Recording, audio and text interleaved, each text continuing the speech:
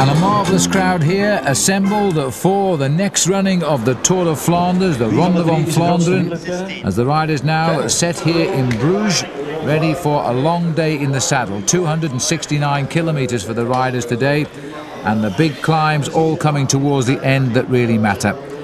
Well, the riders all wrapped up for what is a very, very cold day indeed. The last climb will be the Bosberg at 256 kilometres, the watch out for the climb of the Muur, and also the Berendries and some of the big hills out there in Flanders. Mario Cipollini signing in, says he feels good. Here's the man who finished third last year, the world champion now, Roman Veensteins. He also signs in. Eric Zabel, after his great win in Milan-San Remo, is indeed the man in the lead in the World Cup competition. Well, I'm Phil Liggett, and I'll be joined in commentary by Paul Sherwin, who at the moment is in amongst the crowd down there. Johan Museo, a great favourite with the crowd. This is a race for him, there's no doubt about that, as the previous winner, always in the top three in this race over the years. He last won it, though, in 1998. Stefan Vaisman knocking on the door, the telecom teammate of Zabel, looking for a good ride, and this is the rider who won it last year, well known in Belgium, André Schmil, as a great classic winner. Schmil also third in this race in 1998. The new colours of Tacconi Sport, Vini Calderola, and this is Dirksens, ex-champion of Belgium now, and looking as though he might like a tough day over the cobbles and the climbs of Flanders. He knows them well, he lives not far off the route. Philippe Gaumont, grown his hair a little bit here, riding for Cofidis in what is probably his last season as a professional. Eric Decker, 3 times a winner of a stage of the Tour de France last year, and is also a man bang on form. The pressure always on the Dutch. This man isn't Dutch, but he is the champion of Switzerland on a Dutch team, De Berg. And you can hear the atmosphere here. There's been a crowd building for over 2 hours, a massive, massive crowd. Geert van Bont in his new American Mercury Viatel colours, Peter van Petegem. This is the one classic all of these men want to win. Van Petegem himself, a great champion in this event. He won in 1999. And the champion of Italy and winner of the first semi-classic this year, the Het Volk, Michele Bartoli. As he goes down the ramp, let's go now to Paul Sherwin with George Hincapie. Well, Georgie, the big Belgian, north of France classics are around again, and it certainly is your week. Yeah, no, this is a week that I look forward to all winter, training hard, doing a lot of work for this week. And I definitely feel really good, better than I ever have at this point of the year. So I'm confident for today. Also, a lot of riders are saying that the races are going to be a bit different because the Mappe block that used to come to the classics has been mixed up now into separate teams. So it might make it an easier event for you to get to the front. Well, it's going to be as hard, I think, as even though they're not all on the same team. They still are here, and there are different teams. And based on the races the past couple of weeks, everybody's riding really well, as our team is as well. So we're confident. And we just need to do our race and try to stay up front all day. Good luck. Thank you. Let's go around and get.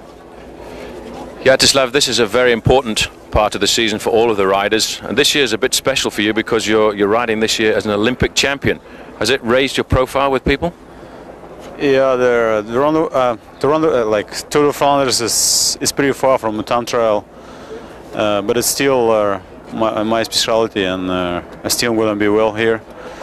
But the important thing is we have to show up the team tactic. We have to 100% leader George Hincapie for us, and so we have to prove that we are a capable team for the classics. It's also important to have a rider like yourself in the classics because you've ridden them so many times and you know just exactly how to look after a man like George Hincapie. Yeah, you're right. I have quite good experience in those races. I think today is my 10 starts in the Tour of Flanders, so I know what to do. The only point is just to be there. Good luck. Thank you. Well, Rolf, it's a new year and a new season and a completely new team, and for the first time, I think, in your career, riding for a Danish team. Ever since I was a junior. So it's a new thing, and it's first time you can say I realized that it was possible to ride in a Danish team. We have Bjarne Riise as a director manager, and that makes a difference because he knows what it's about. It's also important when you get a new team together like this to make a good body of riders who can work together. Yeah, of course. You can say it's the first year we are really going up to the world-class races, and like I said again, with Bjarne behind us, we're going to get there in a few years. Hopefully it's not too late for me, but this is my 16th year now and my 13th Tour of Flanders, so today is one of the last ones, so I have to make my results now. It's important for you as a great one-day rider to ride well in races like Tour of Flanders, but it's also important in a team like this to be the leader on the road. Yeah, you can say the last couple of years I've had my role has not been as important as I wanted to in the Rabobank team, and that's one of the reasons why I also changed. They have new guys coming up on the block, and they are Dutch people, so it's also normal that they change a little bit. But here I can prepare and I can do my training and think only about the races that I want to do best in, and that's very important for your mind and your head to start with perfect preparation. Good luck today. Thanks. Well, Max, Tour of Flanders, a new team for you this year and a different motivation. Yeah, different motivation. 13 years on the shoulders, you know. You still have to find some way of getting yourself up there and motivated. Condition is good. You know, I speak to journalists, everybody's like, yeah, it could be the year, it could be the time, and I really kind of would like to put that little cherry on my cake, you know. I need a big victory. I really need, and I think I have the capability, and the team is there, and the legs are there, the morale is good. A race like the Tour of Flanders, though, experience is very important. Experience for sure is very important, you know, just knowing the right places, the right moment. Even get to know the people you're racing against. It all adds up, you know. For sure, I can't say I haven't got the experience now, and everything is on my side. It's just me bringing out the nasty side and being really aggressive today. Good luck. Thanks.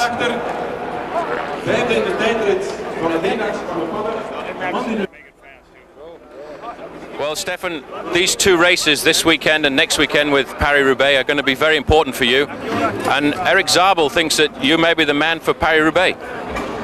Yes, I hope so. I hope I'm a little bit luck this year, and I think the legs are good, the form are good, conditions good. I saw it in Harelbeke last week, and now we need a good situation in the race, and I hope I can win. But you're used to the warmer climates like Australia and South Africa, and the weather here in Belgium and Paris-Roubaix is very bad. Yes, but in the World Cup race, it's the weather's the same for me. It's when it's rain, it's good. When it's sunshine, it's good. And but for the other races, I like more sun. Okay, thank you. Johan. Hello. How are you? Good morning. Good.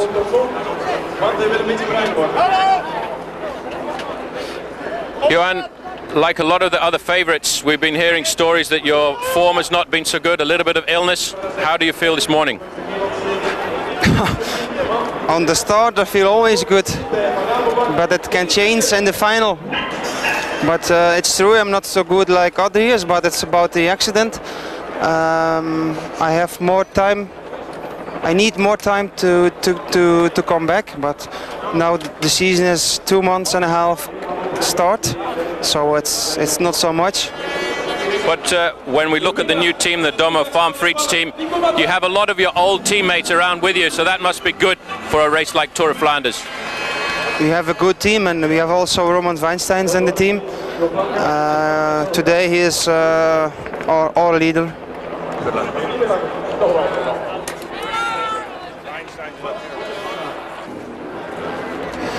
Well, Eric, this has been a continuation of last season, which was a great season for you. Already you're in excellent form, and many people think you've got a great chance to win here at Flanders. Well, I don't think I'm one of the big favourites, but just behind I'm there, I think. It's a race where you need experience. You've ridden Flanders before, and you also need a good team, and Rabobank this year seem to be one of the top teams. Yeah, the team is okay, but it depends on your legs, of course. And when the legs are good, you are in the final, and when you're in the final, you can win, I think. Not always the legs that are important, though, it's the head as well, and you seem to have a very good head this year.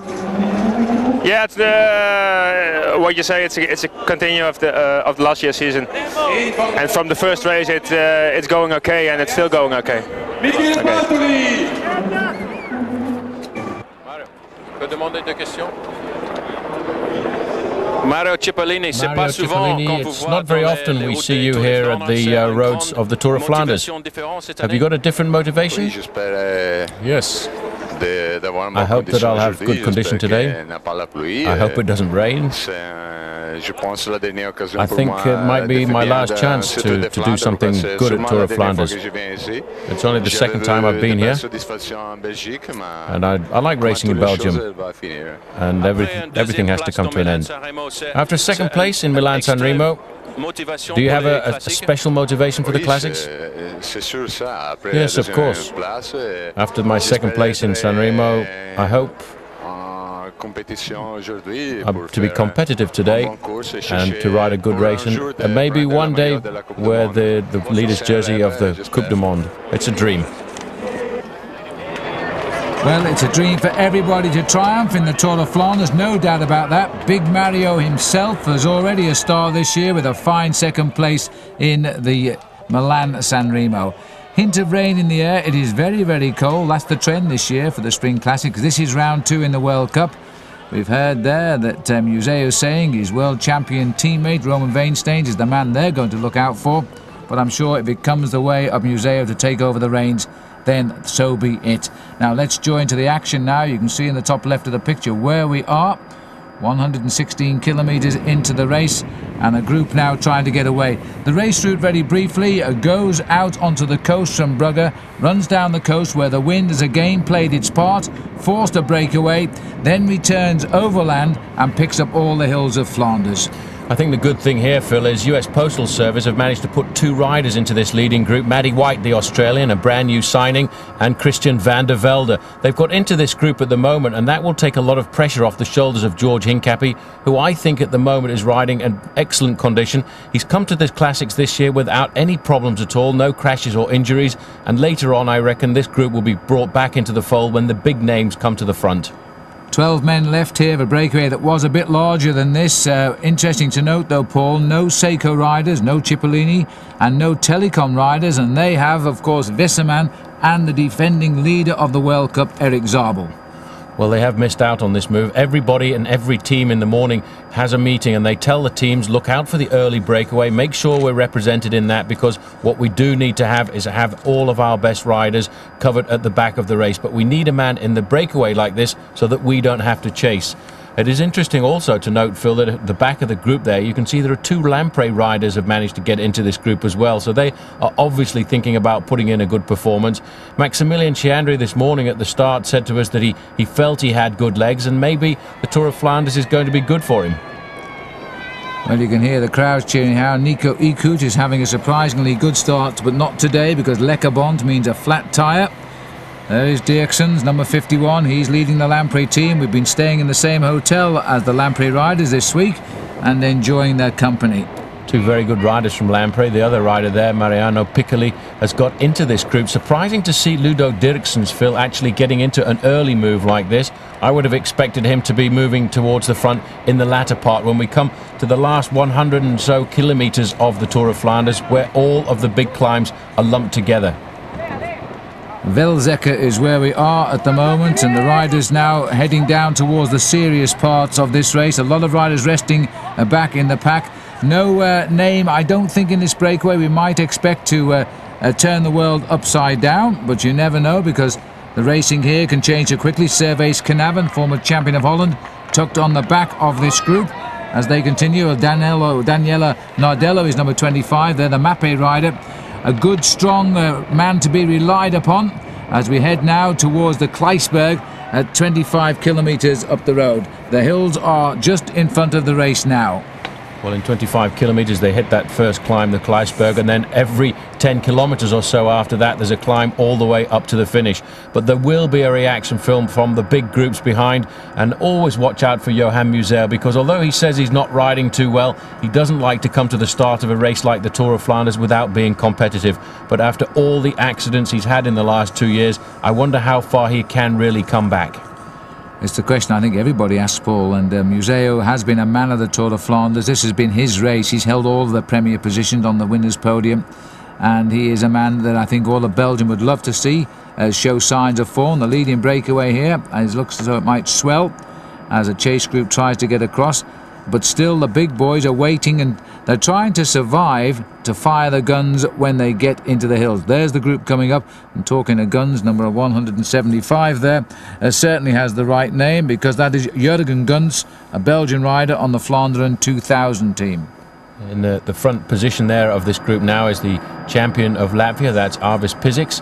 A bit of a comeback really, Phil. He came to the block after being a very good amateur, finishing high up in the World Championships, and rode for the, at that time, Novel team. But since then he's been hunting around trying to find his form. This year he seems, having now joined the CSC online team of Bjarne Riis, that he's riding back at the top level of the sport once again. He's a man to watch out for if a breakaway like this were to succeed, because he packs a pretty impressive sprint. There's Jurgen Gunn sitting at the back. Now this group is getting itself together, but right out at the start today, down at Ostend, down on the coast there, where you can see Great Britain on a good day. Museeuw and Mereni, 2 riders involved in a crash. Also Peter van Petegem. As far as we know, no problems. Museeuw's back in the bunch. Van Petegem, though, is, I think, out of the race today. Paul van Haeften, the rider there from Lotto, a very aggressive bike rider. He's in the move at the moment, trying to get himself into a situation, and in fact they have got themselves into a situation. He's ridden across to the leading group right now, and very shortly, Phil, these riders will attack the repetitive nature of the climbs here in the Tour of Flanders. Over the last couple of years they've actually changed the race route to have the climbs much more compacted in the final 80 kilometres or so, and I think it makes it a much more difficult race than it was maybe 15 years ago. Nice to see the Italians getting in on the move here. We've got Alexandra Pataki just coming across in that group in there too. Had a good start to the season with an early win in the Settimana Coppi Bartoli, and that was last month in March.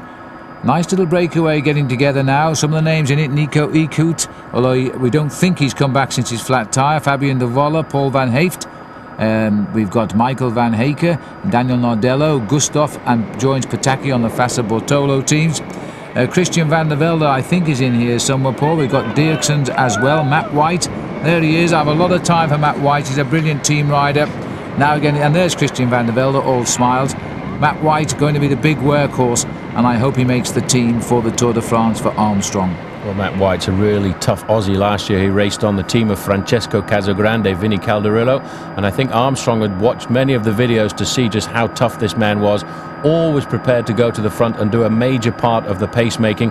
But I think, Phil, what's happening right now is this group is swelling to such a large amount that we will see it split when we get to the hilly section of the course, and I have a feeling that we'll see the return of the big names that we expect in the Tour of Flanders. And these four riders, Eekhout's in here, Bossoni is also in here. Little group trying to get up now to make it something like 22 men or so in that leading group. We haven't seen yet the chase bunch. Maybe we're going to get a chance now. It's a long way down the road. There's quite a useful bunch developing. And there is another group there, Paul, and it's quite a large group as well. Well, the race at the moment is approaching the most important part, the strategic part here of the Tour of Flanders. In that group there, you can see the US Postal Riders. There is Maddie White at the back of that group, Christian van der Velde. They've done a great job to get in here, because very often what happens when you get to the first section of hills and the first section of cobblestones, the race does split up and the big leaders come up from behind. Now, what this would do would be to give a man like Georgi Hincapie the ability to have two teammates at the front of the race, and he would catch them up and find himself in a pretty serious position. Domo Farm Frites, on the other hand, there you can see they've got Servais Carnarvon in this group, and on the far side Mariano Piccoli, a great bike rider. He's competitive, one of the rare riders nowadays, Phil, to be competitive for the full length of the season. Not only does he race in February, but all the way through the major tours, and finishes his season off usually pretty successfully in the month of October as well. And Baldato is in this breakaway. Most unusual start to the day. Stefano Zanini is the rider on Mappe going through. Here is the train now. And this is group number 3, so this will be the head of the main field. They are round about a minute to a minute and a half behind, and it looks as though Cipollini said to the Seiko boys, try and shut down this breakaway, because Seiko, one of the two top teams along with Telecom, are also peeping in the picture here, who haven't got anybody in the leaders up front. Well, the big man in third position there for Team Telecom is Danilo Hondo. I'm surprised, Phil, to see Seiko moving to the front like this, because I reckon once we get to the big mountains, although Cipollini told us before the start that he had good confidence, I think he'll get blown away, so he's wasting his team's efforts. Well, in Fahrenheit it's about 52 degrees, but believe me, it feels a little bit colder than that, rather a chill in the air today. And the riders are probably the warmest of the lot of us as they race along on what is the exposed section of the course now, heading down towards hill number 5, Kleiss Burg. Once we get to that, we'll have some 50 miles, though, still to race. And maybe by that time there'll be a reaction from the field, because this front group is getting itself nicely together now, and it is very unusual to see so many riders out in front. And I think, in fairness, none of the riders in this breakaway, Paul, could be considered a favourite for victory. Well, they're not considered a favourite, but they're all reasonably good bike riders. You can't discount people like Daniele Nardello or Stefano Zanini, but what it does do is, having such a large group, is it puts pressure on the main field behind, so they're going to have a very hard ride to try and catch this group. And if they allow the group to get 3 or 4 minutes of the road, they will seriously be put under pressure and trying to pull back this group, and they may not even do that. Reminds me of a Tour of Flanders many years ago when a guy by the name of Rennie Martens won, and it was a situation like this where a group of 10 or 15 riders got clear. The main favourites in the pack watched themselves just a little bit, and when they wanted to come back it was much too late and they weren't able to. And for the moment, as you look at this group, Phil, coming into St Maria Latem, they are all riding well. Yes, they are. And I also caught sight there, Arvis Piziks, the new champion of Latvia. Well, he's not new now, he's into his first season since he won the title last year. But it's nice to be in a breakaway, especially in a World Cup Classic, when you are the champion of your nation, as indeed was Servais Carnarvon, who was in this group as well. Just popping into our picture, wearing the number some riders refuse to wear, by the way, number 13, as they think it is unlucky. Rider number 8 is Paul van Haeften, another good rider who wants to show well today. Bit of a difficulty here getting in, but he's made it at last there. There's a look down now. 22 riders are in that group as they've all come together. And we're now heading over towards the hill number 5 of the Kleiss Burg. There's the hills for you all to see. Number 5, second column on the left, is where we are approaching, and these boys have consolidated their breakaway over the earlier hills, including the Molenberg. But the steep climbs and the fear climbs are still to come, including the Muir de Gramont, a cobbled brute of a climb, not that long, but it hurts, and comes near the end, which is absolutely crucial. You hear the wind coming across right now. The wind is coming from the right-hand side, which is why we've got this diagonal echelon across the road. The riders in second line there drop to the back, and then once it's their turn, they'll move across to the rider's wheel in front of them and move again forward. The reason for doing this is because riding in the shelter of the rider in front, you actually are saving an awful lot of energy, and you can put the pace up in an echelon to over 50 kilometers an hour. So many previous winners still in this race. Rolf Sorensen, who Paul interviewed at the start, as he told us there, riding this race for the 13th time, had a wonderful career but now gets a crack at winning it today, riding for the new Danish team, which is still hoping for a place in the Tour de France. Rolf won this race going back now to 1997, and we were there, of course. And Michele Bartoli, a previous winner, we saw him signing on. We haven't seen anything of him since, but we hope that the big guns will start firing as we run down to the, not just the hills, but the very narrow roads as well. And it's when you approach those hills in the finale where you've got to work so hard to hold your position at the front of the big bunches so you get first shot on the hills. Just look at these crowds here, Paul, magnificent. Well, I think this is one of the biggest crowds I've seen in the Tour of Flanders in recent years. Let's not forget it's Easter Sunday, so a lot of these Belgians taking time out to go and visit the family, and most of the family live in Flanders. So at the same time, they get a chance to see the bike race, and one of the most magnificent bike races. Alongside Paris-Roubaix, I'd have to say that Tour of Flanders is my favourite of all of the one-day classics. It's a real tough bike race, and it's only a real tough man ends up winning at the end of the day. And just looking at the field here, and I can tell you the organisation are just delighted. This race is actually on as we go into Velten. The simple reason being, over in Great Britain, foot and mouth disease, a nasty disease amongst the cattle there, is causing great consternation. And they were thinking at one stage of cancelling the Tour of Flanders because of the problems it could bring to the farmland around here. But happily, it's all gone on. Everybody breathed a sigh of relief. And these are the boys working hard. There's Fabio Baldato taking the breakaway through, followed by Martin van Steen, who rides for one of the small teams in Belgium. Stefano Zanini going through there for Mopé. That's a dangerous situation for all of the other big leaders in the race to allow a man like Zanini to get into a breakaway like this. And we're looking here at the Team Coast rider, a new team this year, that was Frankie Hoy. That's right, Frankie Hoy also switching teams, and Alex Züller, the leader of that team, and like a lot of teams, hoping for a wild-card place in the upcoming Tour de France. Group 2, top left of our screen there, at 1 minute 50 seconds. That is this group, the all-important group that contains the important riders.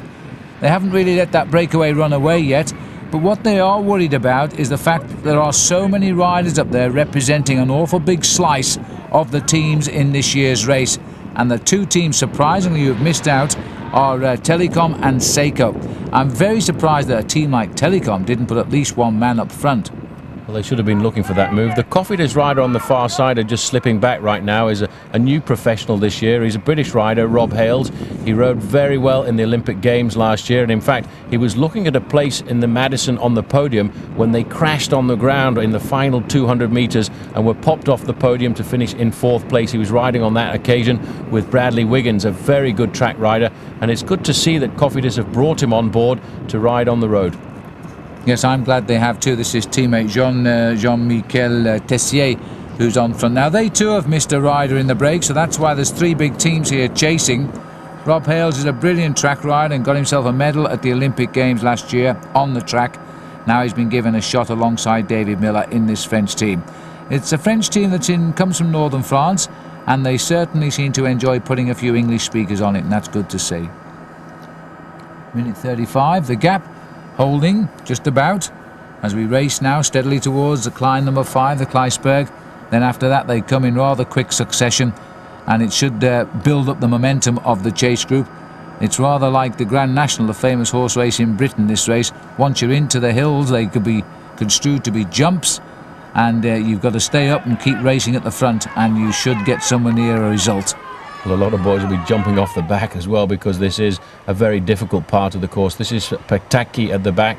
He's riding very well this year, and another man who, although not a favourite before the start of the race, Phil, is the kind of rider who could come up with a surprise if this breakaway manages to stay a long way off the front. But they are slowly eating into the advantage of the 22 leaders at the moment. They had an advantage in excess of 2 minutes, and the last time check we had, it had come inside 1.5 minutes.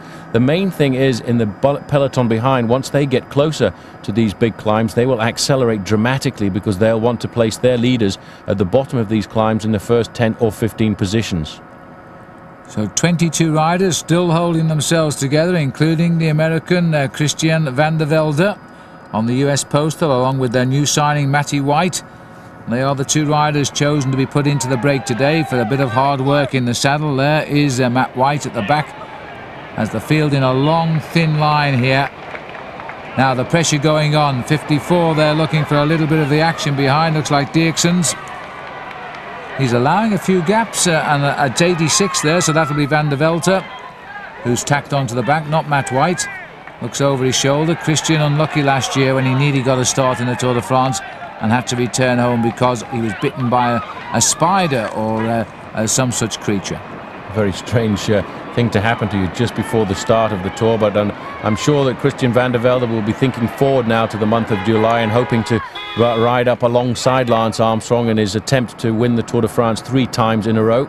You can see the speed now. We're not too far away, Phil, from heading up towards the Clouds Berg for the first time, and that climb in French, by the way, is known as the Mont de l'Enclus. It's a very difficult climb from the side these riders will be attempting it. They drop off the other side, and then almost immediately within 5 kilometers they've got the Clouds Berg, which I think is a real brute of a climb. Well, this is no doubt a race made for the Belgian cyclists since we started back in 1913. And the last 3 years has been won by the Belgians. André Schmil, now a Belgian, and Van Petegem and Museo. Christian Van der Velde there having a little chat. This is Piccoli. Maldato on the far side. There's nobody here who isn't afraid to have a little go here. They might be sensing they've got themselves a good move. They know that they're without the big names, but they know also they've escaped some of the big teams, and there's plenty of them. This could become a little bit of a war of attrition once we get into those hills, inside the last 100 kilometers now. Fabian Davila leading them through, and you're right, Phil, all of these riders very prepared to go forward and put the hammer down at the moment. There aren't too many passengers on the back of this group. You can see a little bit of disorganization at the back, but only 4 or 5 riders. The majority of the men in this group are working hard, and they may now feel that they may be able to cause the big surprise in the Tour of Flanders by building on an advantage which at one time was 2 minutes. You can see now they're just coming through the feeding station. The feeding station is around about 3 kilometers to go to the bottom of the Clouds Berg, and still interesting to note that 1 or 2 riders I think must really start to think that they are in with a chance, especially a man like Stefano Zanini, who alongside him has got Daniele Nardello, and those 2 riders are excellent one-day classic riders, but probably a little bit lost with the fact that the team blew up during the winter months and they lost riders like Wilfred Peters and Johan Museo. This is Dirk De Mol in the team car for United States Postal Service, a former winner of Paris-Roubaix, and obviously the man to give these guys an awful lot of insight into riding the classics here in the northern part of Belgium. Because on the other part of the team, Phil, I think Johan Brunel will be looking after Lance Armstrong, who should very shortly be coming back from the United States and the Ride for the Roses and be taking part in the Circuit of the South. This is Paolo Bossoni, 78, new rider on the block, as he comes up alongside Matty White there from US Postal. The one distinguished man in this race, I suppose, is Fabio Baldato. He's twice finished second in it, and he has been a very, very good sprinter, but he seems to have lost those twitch fibres now. He doesn't seem to sprint quite as quickly, but he's got himself into an early move today. Beautiful echelon these boys have got going. It's tough at the back when the line becomes absolutely straight, because the boys in the diagonal there are taking all of the shelter, working well together, and you can see how the boys at the back are having to really grit their teeth and hang on. It's Matty White at the back here, hand up. He's obviously going back to the team car, just about to take his extra coat off there because he knows that the pressure is going to hot up quite rapidly. One thing a lot of people don't know about Matty White is, in fact, his wife is an Olympic athlete. She took part in the Olympic Games last year in the 20-kilometer walk, and you're not allowed to lift your foot off the ground at any time in the walk, and his wife was actually disqualified inside the tunnel of the stadium, and it was quite a dramatic withdrawal. Yeah, both feet off the ground at the same time, otherwise you wouldn't walk very fast. But you're right, she was in the gold medal position. and unfortunately, along with many other athletes that day, disqualified. The judges took a hard line in Sydney, and Matt White, who comes from Sydney, was very, very distressed about that. But he's now happy again. He's doing what he does best, that's ride a bike, and he is a workhorse of extraordinary calibre. And he's doing well here now. Not doing any work now, he's waiting now to see what happens. He's just setting himself up for what could be another 2.5 hours in the saddle at this sort of speed. And they're not really slipping away from the chase, and I'm sure they are aware of that too. I think US Postal Service have told these two guys to actually sit on at the back of the group. This is a very dangerous part of the course here, going through the bevoorrading, as they call it in Flemish, the ravitaillement in French. That in fact is the feeding station, and you have to be very alert going through here, because if somebody drops a bag and it gets caught in your front wheel, it causes a pretty dramatic crash. Sitting up there riding no-handed is Alexander Pataki, another man who pinched a few good wins last year. He came to the fore. It was a good season for him, and he's now got the confidence to get up and have a go. And the Italians are not great performers over the years. One or two big names have been, but basically the country itself don't like these cold classics in Belgium. Fabian Davila from the Lotto team, loading up for the long day still to come. And now, with all the food in his back pockets, closes down the gap.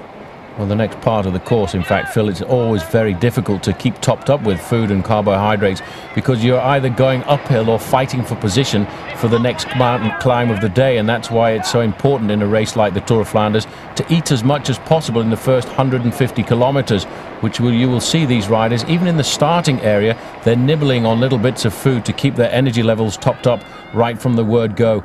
The day started 3 hours before the start, when they sit down for a huge breakfast, which includes normally omelette and pasta. Oh, just what you want at about 7 o'clock in the morning, isn't it? Now, I think we've mentioned every name in the break. One or two may not have mentioned is Christophe Detillieu of one of the French team, small French team. We've also got the under-23 1999 world champion, now with Fassa, Leonardo Gidani. And everybody else we've identified for you, all 22 of them. They're going to keep the pressure on here for as long as they can, because once they hit the hills, then we will see riders try to escape off the front and thin out anybody who's hanging on the back of this line at the moment who might not be feeling just too good.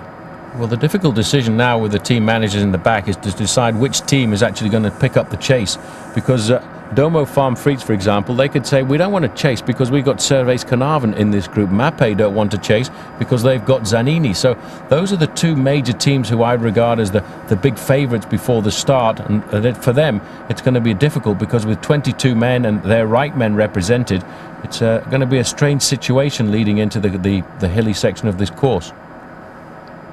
Kleiss Burg, just about 5 miles on the nose of the riders now. And then we're into the province of Henegouwen as we start then our loop of Flanders. And then once we go into these loops which switch back on themselves, the public have a marvellous day, because they just keep zipping around, turning up at different points, seeing the race, moving on to the next one, and they're never very far away from the course. Christian van der Velde from Chicago, keeping himself fully loaded with as much food as possible. His father, also a very prominent cyclist on the track over here in Europe, John van der Velde, and the owner of the Vanderdrome. His father, in fact, trying to set up a series of track events around the United States. Good start to the season for Christian, and he's riding a very solid race, looking for the form that will hopefully get him his ride this time around in the Tour de France. Another man who's had a very good start to the season as well, Jans Koorts, winner of one of the fastest stages ever in a bike race around the world in the Tour de Langkawi. Looking a bit podgy there right now, but that is very much the early season fat, I think. But this man certainly was storming in the Tour de Langkawi when you were there, Phil.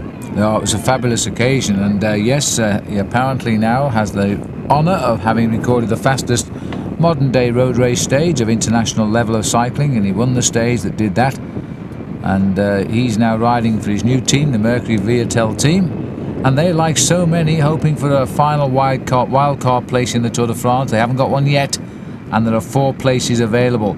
And I think there are 12 teams lining up for those 4 places. It's going to be very tough, and in fact that is why I should think we've heard that Greg LeMond is coming over to Europe next week. Greg LeMond very much associated with the Mercury Viatel team, and Greg, I think, will be over here to do a bit of politicking with the Society Tour de France to see if they will pick his team for the next upcoming event in July. But certainly, as you say, 12 teams for 4 places, that's not a very easy choice. No, it isn't. Just to complete the tale about that faster stage for Jan Scoorts, it was 51.5 kilometres an hour, which he did in Langkawi. Tailwind blowing off the South China Sea, and it got him down to the finish line in double quick time. But 51.5 kilometres an hour, about 32.5 miles an hour, and that's not bad, is it, when you've also got all of the tactics involved, as now these boys are going to have to work out what they're going to do. And I think they're just waiting for the hills to start so they can start releasing some power. White jersey in about 7th or 8th position just back there was the current world champion, Ronan Weinsteins. The man that Johan Museo told us before the start was the #1 leader for Domo Farm Frites today. 4.9 kilometres to the Clouds Berg, or the Mont de l'Enclos, the first serious climb now. And once they get over that, Phil, they head up to the Berg. And that's a strange little position if you ever get across to Flanders here, because at the top of the Berg, you can actually see the riders turn left and drop down into the valley and then come back up the other side of this range of hills in this part of Belgium and climb up the Old Quaremont. Yes, massive, and they're talking of bringing that back in again soon. But we're not losing any sight of the main field here. Look at this, at a minute 18, that's nothing whatsoever.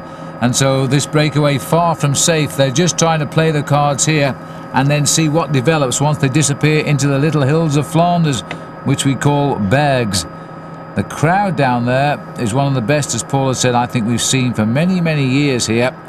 The wind a bit troublesome, as you can see, the crosswinds blowing as the diagonal line forms on the road. Now that on the left of our things means another 12 hills remain and 8 stretches of pave or cobblestones still to be tackled before the end.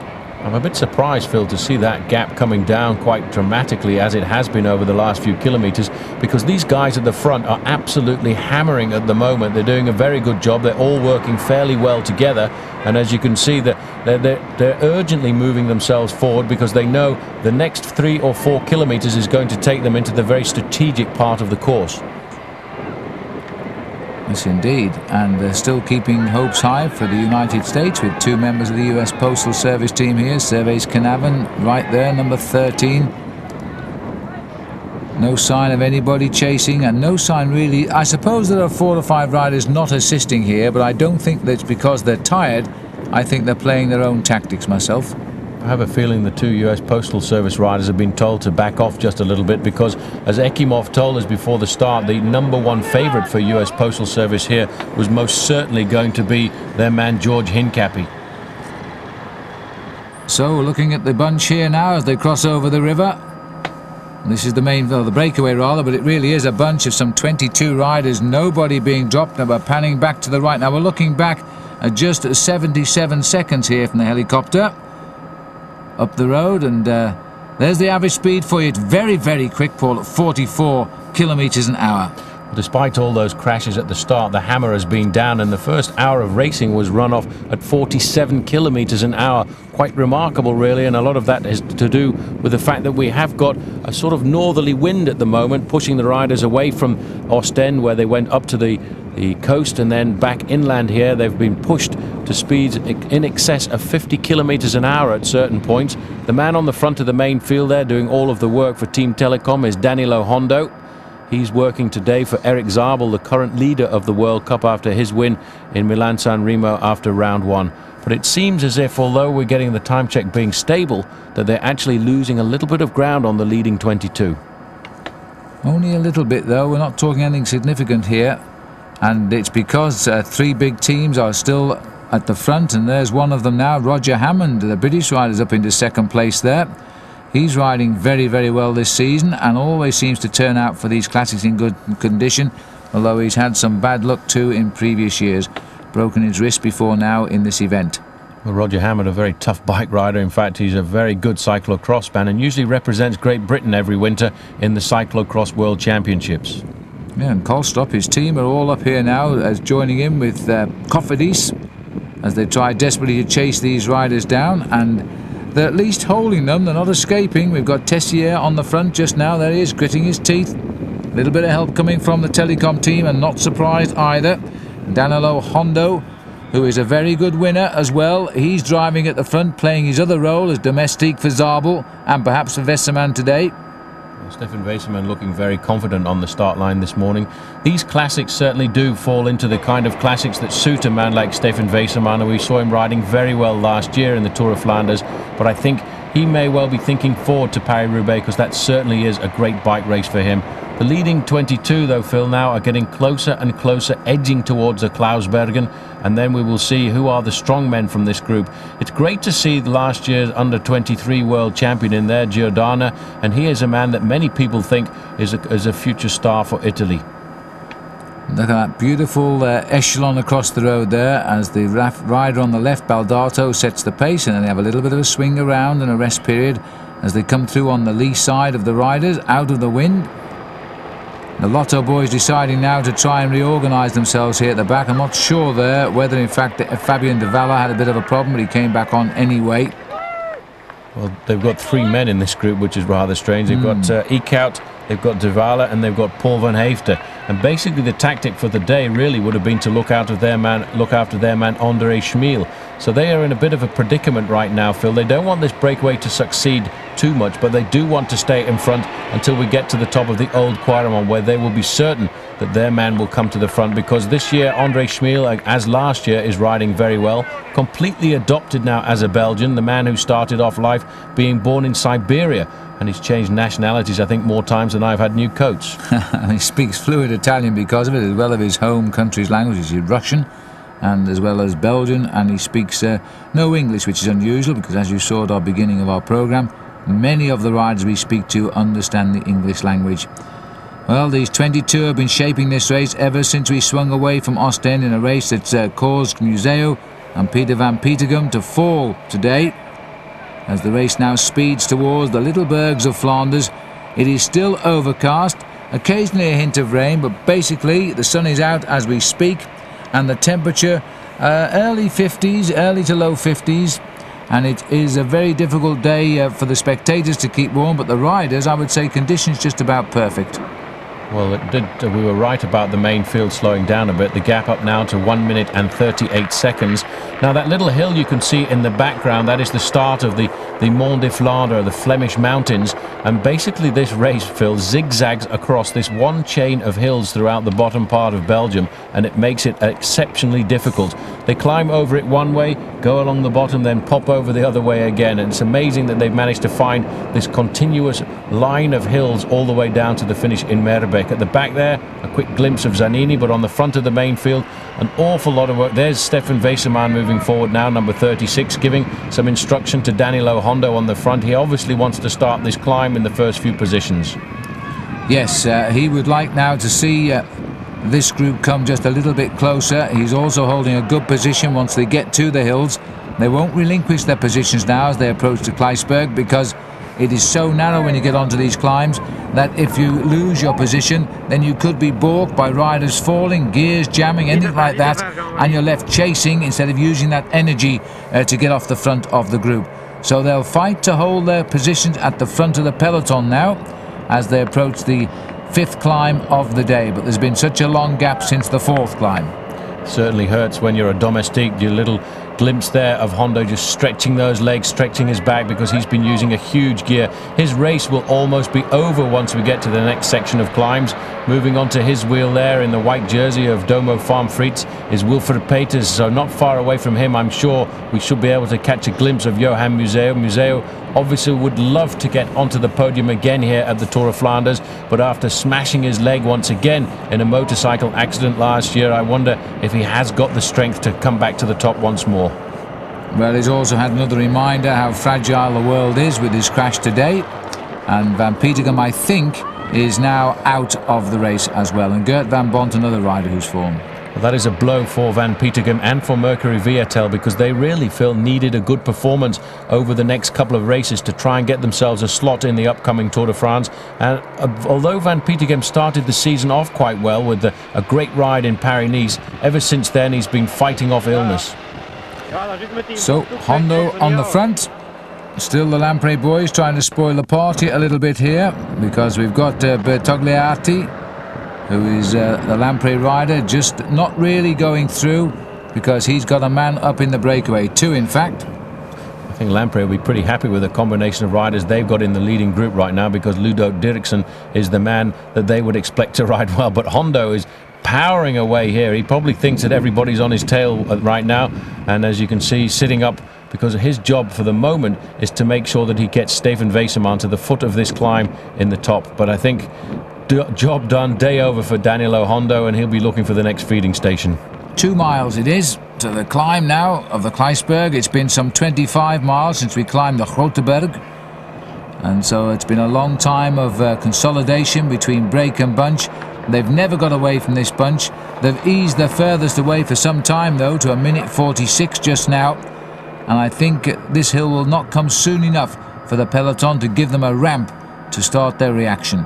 Well, this has been one of the most rapid starts to any Tour of Flanders I can remember, Phil. Normally, over the first couple of hours, the riders meander along and ride themselves in, keep very much warm with extra clothing. But since we came up to Ostende, the hammer has been down all of the time. And the fact that this large group has been off the front means that nobody has actually sat back and recuperated at all in this race. So we will have, going into the hilly section of the course, an awful lot of tired bodies in this group. Our helicopter there, having a little bit of a journey. Before, in the distance, you can see the 22 front runners. That's a big gap still to close for the field. At a minute and 48 and 85 kilometres, just over 53 miles down to the finish in Ninove, which is in a province of town Ninove, but the actual village is called Meerbeke. Everyone's starting to stretch now. You know, riding with big gears on these flat Belgian roads for an awful long time, you tend to get aches and pains that you wouldn't normally get in different races, because a lot of the undulating races you get the ability and the chance to get out of the saddle on a regular basis, but here in Belgium you are sitting down using monster gears for hour after hour, and that's what really does make it very difficult. There is the Clouds Berg. It's the 5th climb of the day. 15% is the grade at the summit. It's only a kilometre long. It climbs up just a mere 100 metres. But I tell you one thing, it is a very difficult climb when you've been on the bike for almost 150 kilometres. And just sitting on the back there, one name I haven't mentioned, Martin Den Bakker, is another Rabobank rider in this leading group. He's riding last man at the moment. Good classic rider. Got placed towards the front end of Liège-Bastogne-Liège. There is Matty White having a good look at the camera. Loves it when you can see the television, and turns on the style. Pataki going through, and the boys some Lotto. Fabio Baldato moving to the front.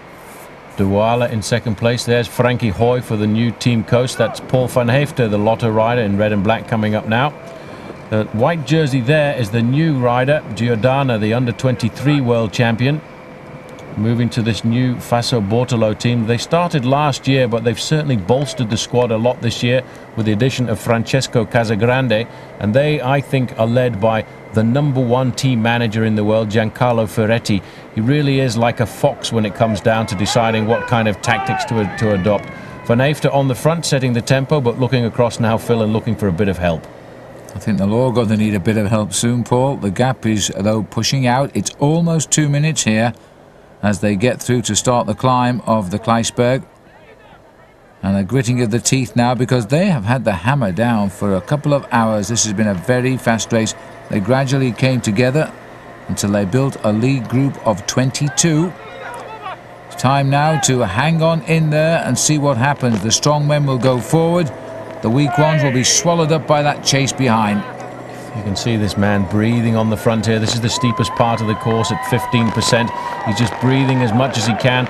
They will reach the summit. You can almost see it through the trees here at the back. Stefano Zanini being very cool, very collected, just keeping an eye on all of the other riders to see if anybody's going to crack. And the man under difficulty here at the back of the group, in fact, is Christophe Detieu, rides for the small Kolstrup Polman's team. And going off the front right now, this looks like Giordana himself. It's his first time, I would think, Phil, at the Tour of Flanders. Yes, he's a pro now. Was the 99 under-23 champion. But he looks a very big boy to handle these climbs. There's all sorts of boys in trouble now, because hanging at the back is Pataki.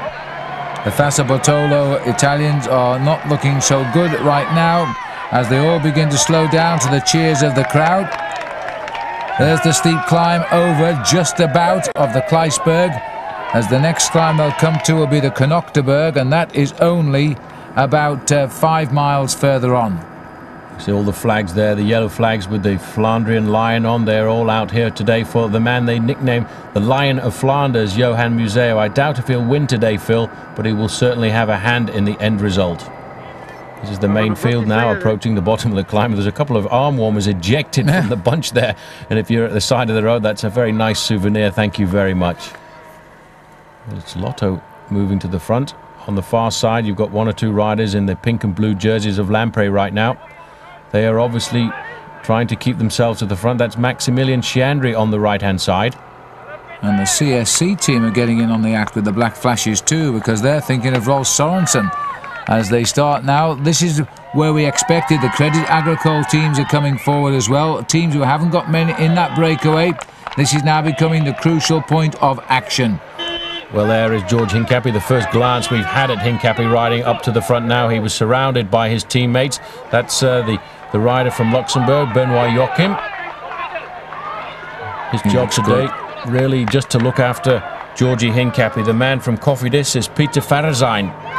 In fact, since the Belgian Frank Vandenbroek left Cofidis, it seems as if the other Belgians on the team have flourished somewhat, as we got another quick glimpse of Maximilian Schiandri there. 34 years of age, a former bronze medalist at the Olympic Games in Sydney. But you can see the main field now, Phil, are much more serious in earnest about setting the tempo on the front of the group. All of Belgium has turned out here. We're actually right on the linguistic border, because on the far side of this climb they speak Flemish, and on the near side they speak French. And they all ride the bikes very quickly indeed now, as Farrazijn sets the pace from Joachim, the champion of Luxembourg, and looking out now to launch George Hincapie when the right moment happens along, and it could be any minute now. Well, the leading 22 now are on the Valley Road, leading across to what they will see in the distance, the Berg. Kop van de Wedstrijd, by the way, means the front of the bike race in Flemish, and this certainly is the front of the Tour of Flanders right now. The 2 white jerseys on the front are Fassa Bortolo. That's Giordano, who looked absolutely superb on the climb of the Mont de l'Enclos, and on his wheel will be his teammate Fabio Baldato. But they certainly, Phil, didn't they, put their own teammate Pataki under pressure? They certainly did, and they got rid of 2 of them. De Tiu went, and also Pataki has gone. He hasn't got back, Paul, and there's only 20 left at the front now as we race towards the Berg. Well, you can see Matty White there just in front in the US Postal Service jersey. He is having a very hard time staying on the wheel. These roads in Belgium, by the way, are made out of a kind of cement. They're laid down and there's a joint down the middle, and many of the riders call that joint Death Valley because if you actually get your wheel stuck in it, I've seen riders just go straight over the top of the handlebars. Well, these boys now are concentrating on just the wheel in front to try and hold the pace. That's 75 kilometres to go. It won't have gone unnoticed, at least by the leaders. Inside 50 miles to the finish now. Piccoli is 54, just peeping into our picture. Number 4 there at the front is Thierry Marichal. And a little drink required from the rider on the left here. Mariano Piccoli wears 54 for Lampre Dakin there. Lampre Dakin almost a home team here really, because they're the kind of riders who are supported by the Belgian sponsor Dakin. Although apart from Ludo Dirksen, the majority of the riders who've come up here to race in the Tour of Flanders are Italian. Lotto in a pretty good shape right now, because having Nico Eekhout in this group, Phil, they must feel reasonably confident, although I think they would have preferred to have André Schmil. And he's Matt White here, having a chat with Decker. I think Matty got a little message through on his radio at the same time there, and I wonder if they're telling him that George is driving at the front now, and just to sit where he is, don't contribute to this breakaway. Make the best of the position that he has, but certainly don't make it draw away any further from the field. Well, Eric Decker wearing 61 is an outsider I wouldn't have wanted to let get into a breakaway situation like this, because he will have a much easier approach to the climbing section of the course than the other leaders in the group behind. Frankie Hoy, 151 from the new Team Coast, another team with a whole host of stars who are hoping to buy their way into the Tour de France this year. They have Alex Zuller on their squad, as well as Fernando Escartin.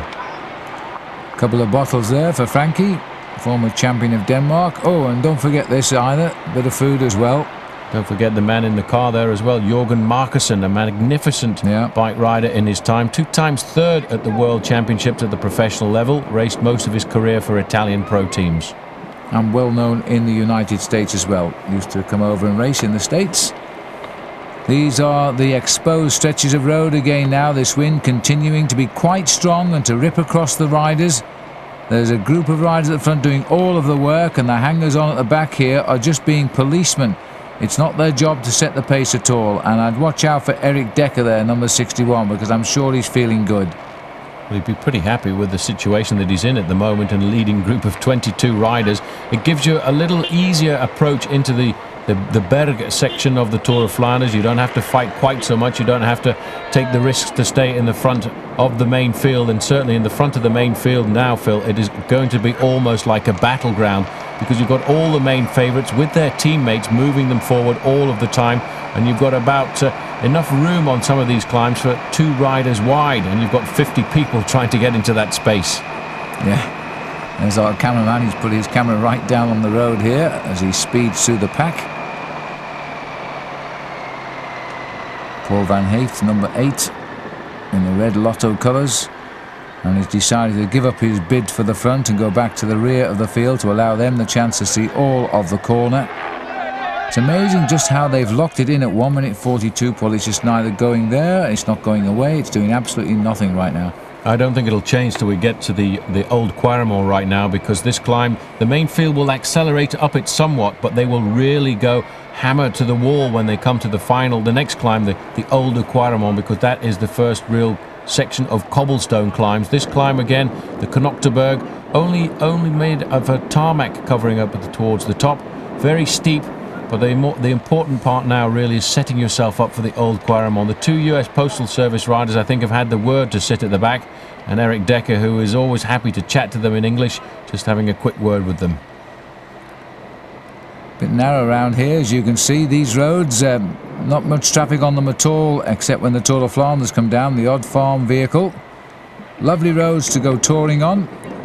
And many roads in Belgium have compulsory cycle paths. You must ride them when they are provided, but on roads like this, of course, there aren't any. And it wouldn't make any difference either way to riders in the Ronde van Vlaanderen, as these riders just continue to tap on. This road gets steeper and it gets narrower, and 1 or 2 riders will be put into serious difficulty, having been at the front of the bike race for some time. The time gap now still stretching to 1 minute 42 seconds, but I think we may well see a change in the front of the main group as we get over the next couple of climbs. There's a banner indicating the start of this climb, climb number 6, the Berg. And when they come out on the top of this climb, they actually drive into a road called the Ronde van Vlaanderenstraat, or the Tour of Flanders Street, named after the organizer, the original organizer of the Great Tour. And there are the details of the Berg, 13%, just over a kilometre. Not very high above sea level, is it, at 89 metres? It's short and sweet. And then, as Paul says, into the Van Vlaanderenstraat, and then we're heading towards the old Quaremont. And that's another rendezvous with a tough cobble brute. Now, let's see if they can just get anybody away here, and I don't think they can. It's Paul van Haeften on the front. Paul van Haeften is riding on the front, but you see how cleverly there in 3rd position Erik Dekker just weaved his way up through the field without hardly using any energy at all to move himself into 3rd slot. On his wheel there is Stefano Zanini. Zanini, also a very wily character, who's raced many years alongside Johan Museeuw. He knows this race very well. This race and the Tour and Paris-Roubaix next week are 2 races which he certainly would like to shine in. Now the up slopes again here as the riders begin to go on the climb. They'll keep the pressure on. Van Haeften is going to keep the pressure on. I'm just wondering if indeed there'll be anybody behind the beginning to struggle, because our camera's committed to the front here now. There's no way you can get behind the pack that's covering the road from corner to corner. Paul van Haeften now sacrificing himself really, Phil, to try and put Nico Eekhout into a good position going into the next section of cobblestones. This on the front now is the main group. They're on the same climb right now. This is Piotr Wadecki, the champion of Poland from the Domo Farm Freed squad, putting the pressure on. They're obviously trying to get their man Roman Weinsteins into a good position. And there is the champion, no, I thought it was the champion of Holland, but it's still Benoit Joachim of the US Postal Service team in about 5th or 6th position. So Georgi Hincapie can't be too far behind that either. That's good news for all concerned. And how narrow is this now as Wadecki keeps on pushing up the pace at the front, doing his big turn. He used to ride for the Polish Moroz team.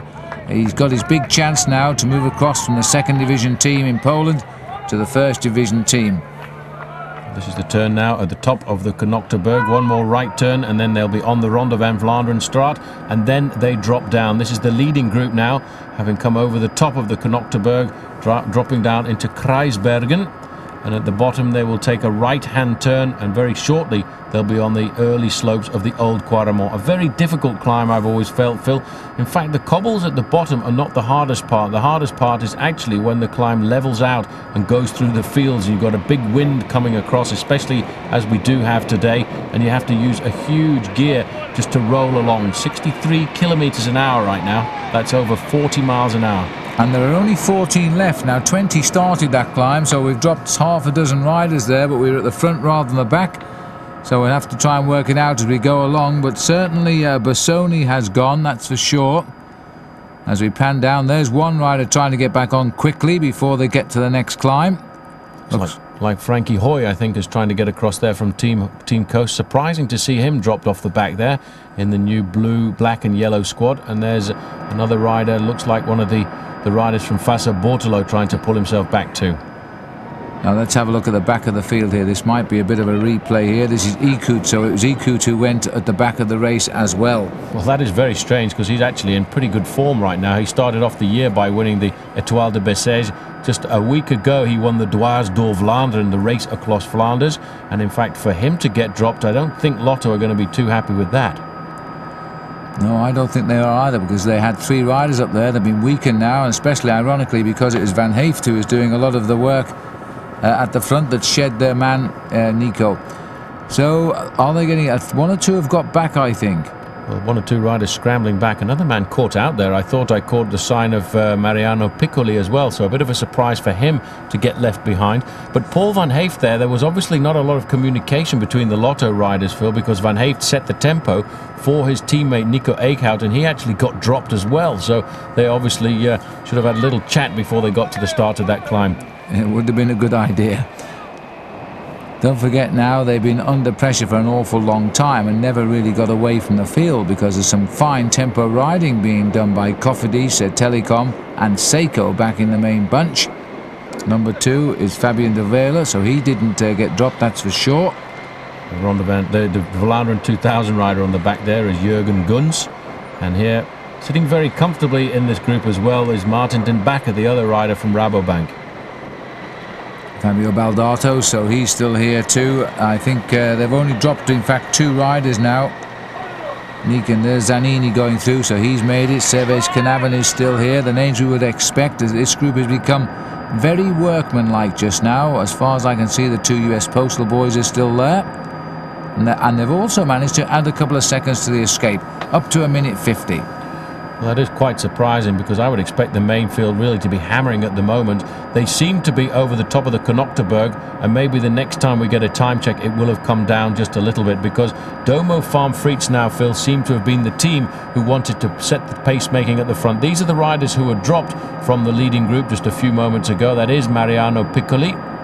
And it's strange, really, because Piccoli's in pretty good form in the early part of the season, and I think by the bottom of the Old Quaremont they should reintegrate into this leading group.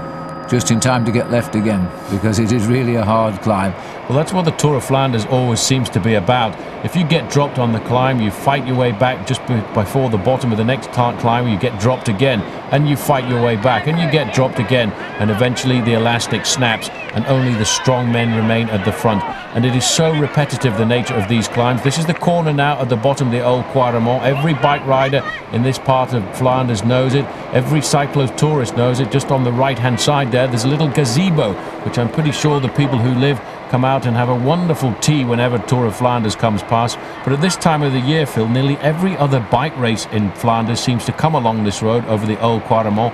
The Grand Prix E3, Kern, Brussels, Kern, they all use this climb. Even us, Paul. We've been out on it as well on our bikes 2 days ago. It's a brute of a climb, and we're nearly on it now. We're into the narrow, very narrow lanes in this area as they make their way to the climb. Then the cobbles will start on the climb itself, and then we go across the crossroads and make our way out on to the next hill. See just how narrow this road is, and once you get to the cobbles it comes in another couple more feet. Fabian Davila is number 2, the Lotto rider at the back. Just in front of him is Paul van Haeften, and they probably are not going to be too happy with Nico Eickhout, who was one of the co-leaders of the team alongside André Schmiel. The 2 Rabobank riders a little bit too far back for the moment, but you can see them moving forward now as we get closer to the cobblestone sections. The amazing thing about the bike riders, Phil, is they know these courses so well, having ridden them year after year, and they'll know that at a certain point just before the climb you have one chance and one chance only of moving to the front, and that's exactly what Dekker has done. Dekker's on the front right now, and I think that's Christian van der Velde on his wheel. And good for him, because you need to be at the front of this climb. Lots of things can happen once the cobbles begin, so you've got to keep the pressure on and give it a real good go right on the nose today. As they continue now onto the basic bottom of the Old Quaremont, it gets a little bit cobbled very shortly. Now this will be a toughie, I think. There's the cobbles begin now. Get hold of those handlebars in the centre. It is a tough climb. It's a 1 in 9 or 11% ascent. Well, Jürgen Gunn is getting gunned out of the back at the moment. This is what the Tour of Flanders is all about. This is Paul van Haeften. He also is going on the front, off the back I should say, and it seems as if all of the Lotto riders right now are getting blown to pieces. Dekker in second position. There in third position is Christian van der Velde. Also moving forward was Matty White for the US Postal Service as well.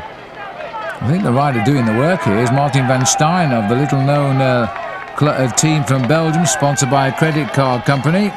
And he's got a bit of a gap on the climb, but Pizziks here, the champion of Latvia, finding his body weight a bit too much for this climb. Massive crowd as we come across what will shortly be a crossroads, although I'm not sure we recognise it as such, as we continue over the top. Well, they're not even halfway up the climb right now. Surprising to see Pizziks go off the back, because I thought he looked rather comfortable at that time. In second position, Erik Dekker not able to follow the pace here set by Van Steen. A very unknown rider, Van Steen, but riding today in home turf on the Tour of Flanders, looking to show himself off on TV. But you can see that this climb already, Phil, has split the group. Many riders going off the back for the moment. Well, this is in fact Michael van Haeken. He really is inspired on the climb. He's got a little gap on the field. Pizziks is gritting his teeth and hanging on. He's not going to give up without a fight. That is the crossroads there as we continue on. Van Haek here is forcing a group, what, about 8 riders, I think. Ludo Dirksen now is moving up into second position. That's a big, strong rider. He'll be very much at home on these Flandrian roads. Dekker is in third spot right now. I can't see Christian van der Velde anymore, but I can see Daniele Nardello. The Mappe rider is in about 5th slot. Pizziks now wearing number 168. He's hammering to try and get himself back up to the leading group, but the leading group now is being led by Ludo Dirksen. This man is a very strong bike rider. On the stage of the Tour de France into Saint-Etienne, sitting very comfortably on his wheel, well up. You see how he's holding the handlebars right in the middle. Erik Dekker there is quite comfortable for the moment, shadowed by Baldato. There's Nardello coming up. Servaes Knaven is in the group as well, and just tacked onto the back there is Christian van der Velde. Yes, he's done well to catch on to that train. Dekker is here, as Paul has said, and Dirksen is the man that's causing a bit of pain now, but the 2 Mappe boys have got over there, Nardello and Zanini. That's the rest of the split. Here's Matty White on the front of the split there.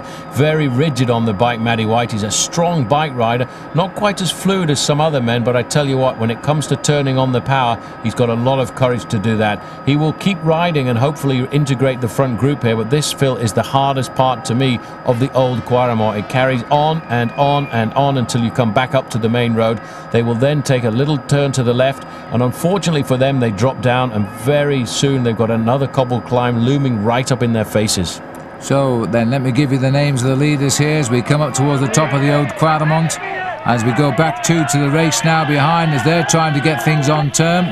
And that looks as though André Schmiel is trying to get up there too. But the breakaway contains Michael van Haek, Erik Dekker, Christian van der Velde, Zanini, Danilo Nardello, Servais Canavan, Ludo Dirksen and Baldato also. They're the breakaway now. Well, the pressure on the front of this group, it was André Schmil in about 4th position, but this is Peter Farazijn without Frank Vandenbroek on the squad anymore. They're free to ride their own races. Chris Peers is the rider in 2nd place there, but you can see there's still a very long line in this field. A lot of acceleration coming, but they are now slowly starting to approach the leading group now, which has been absolutely decimated on the climb of the Old Quaremont. Well, there's some hard racing being done now by the riders that missed out on the initial selection today. Cofidis had no one there. They could do with a bit more help, possibly from Telecom, because of Zabel and Vaisman. But these two riders perhaps don't need any help just now. Chris Peers is an amazingly strong bike rider. Well, they know this climb. They're getting towards the summit right now. André Schmil riding sensibly in 3rd or 4th position here. He doesn't want to use too many attacks right now. He doesn't want to use too much effort, as Peter Farazijn really not riding for himself over this climb now, really thinking much more about the team at the moment. A quick glimpse further back there, I caught the sight of Marco Serpolini. There is Giorgi Hincapie. Michele Bartoli is right here as well, the champion of Italy. So all the big names now being filtered up to the top of this group. There's Philippe Gaumont, the Cofidis rider, the Frenchman with the long flowing locks. And moving forward again, the pink and blue jersey, that was Maximilian Chiandri. Well, I think Rolf Sorensen shot through there as well, and so he's right on the nose. This is a very interesting little group of strong men. They've got to begin to make the moves now if they're going to catch up with the group in ahead, because that is eliminating the weaker riders as we speak, and there's a break of some 8 men clear at the front. Little man on the back there for Mappé was Paolo Bettini. Surprising to see him being brought in to ride this event, because he's a man I would have thought would be saving himself for races like the Flèche Wallonne and Liège-Bastogne-Liège, which he won last year. Well, next up we're on to the Paterberg, and that will come at 61 kilometres to go. So you see on the top left there, we're about 3 kilometres from the next climb. Now the Tour of Flanders really does begin. It is every man for himself, back with those 8 leaders, and it's just over 2 kilometres to the next one.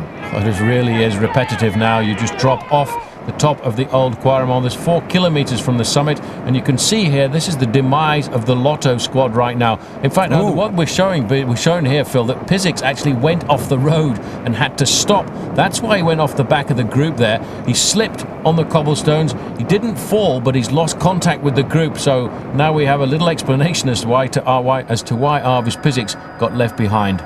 The trouble is, when you get on these cobblestones, they tend to steer your bicycle for you. It's not always the way you want the bicycle to go.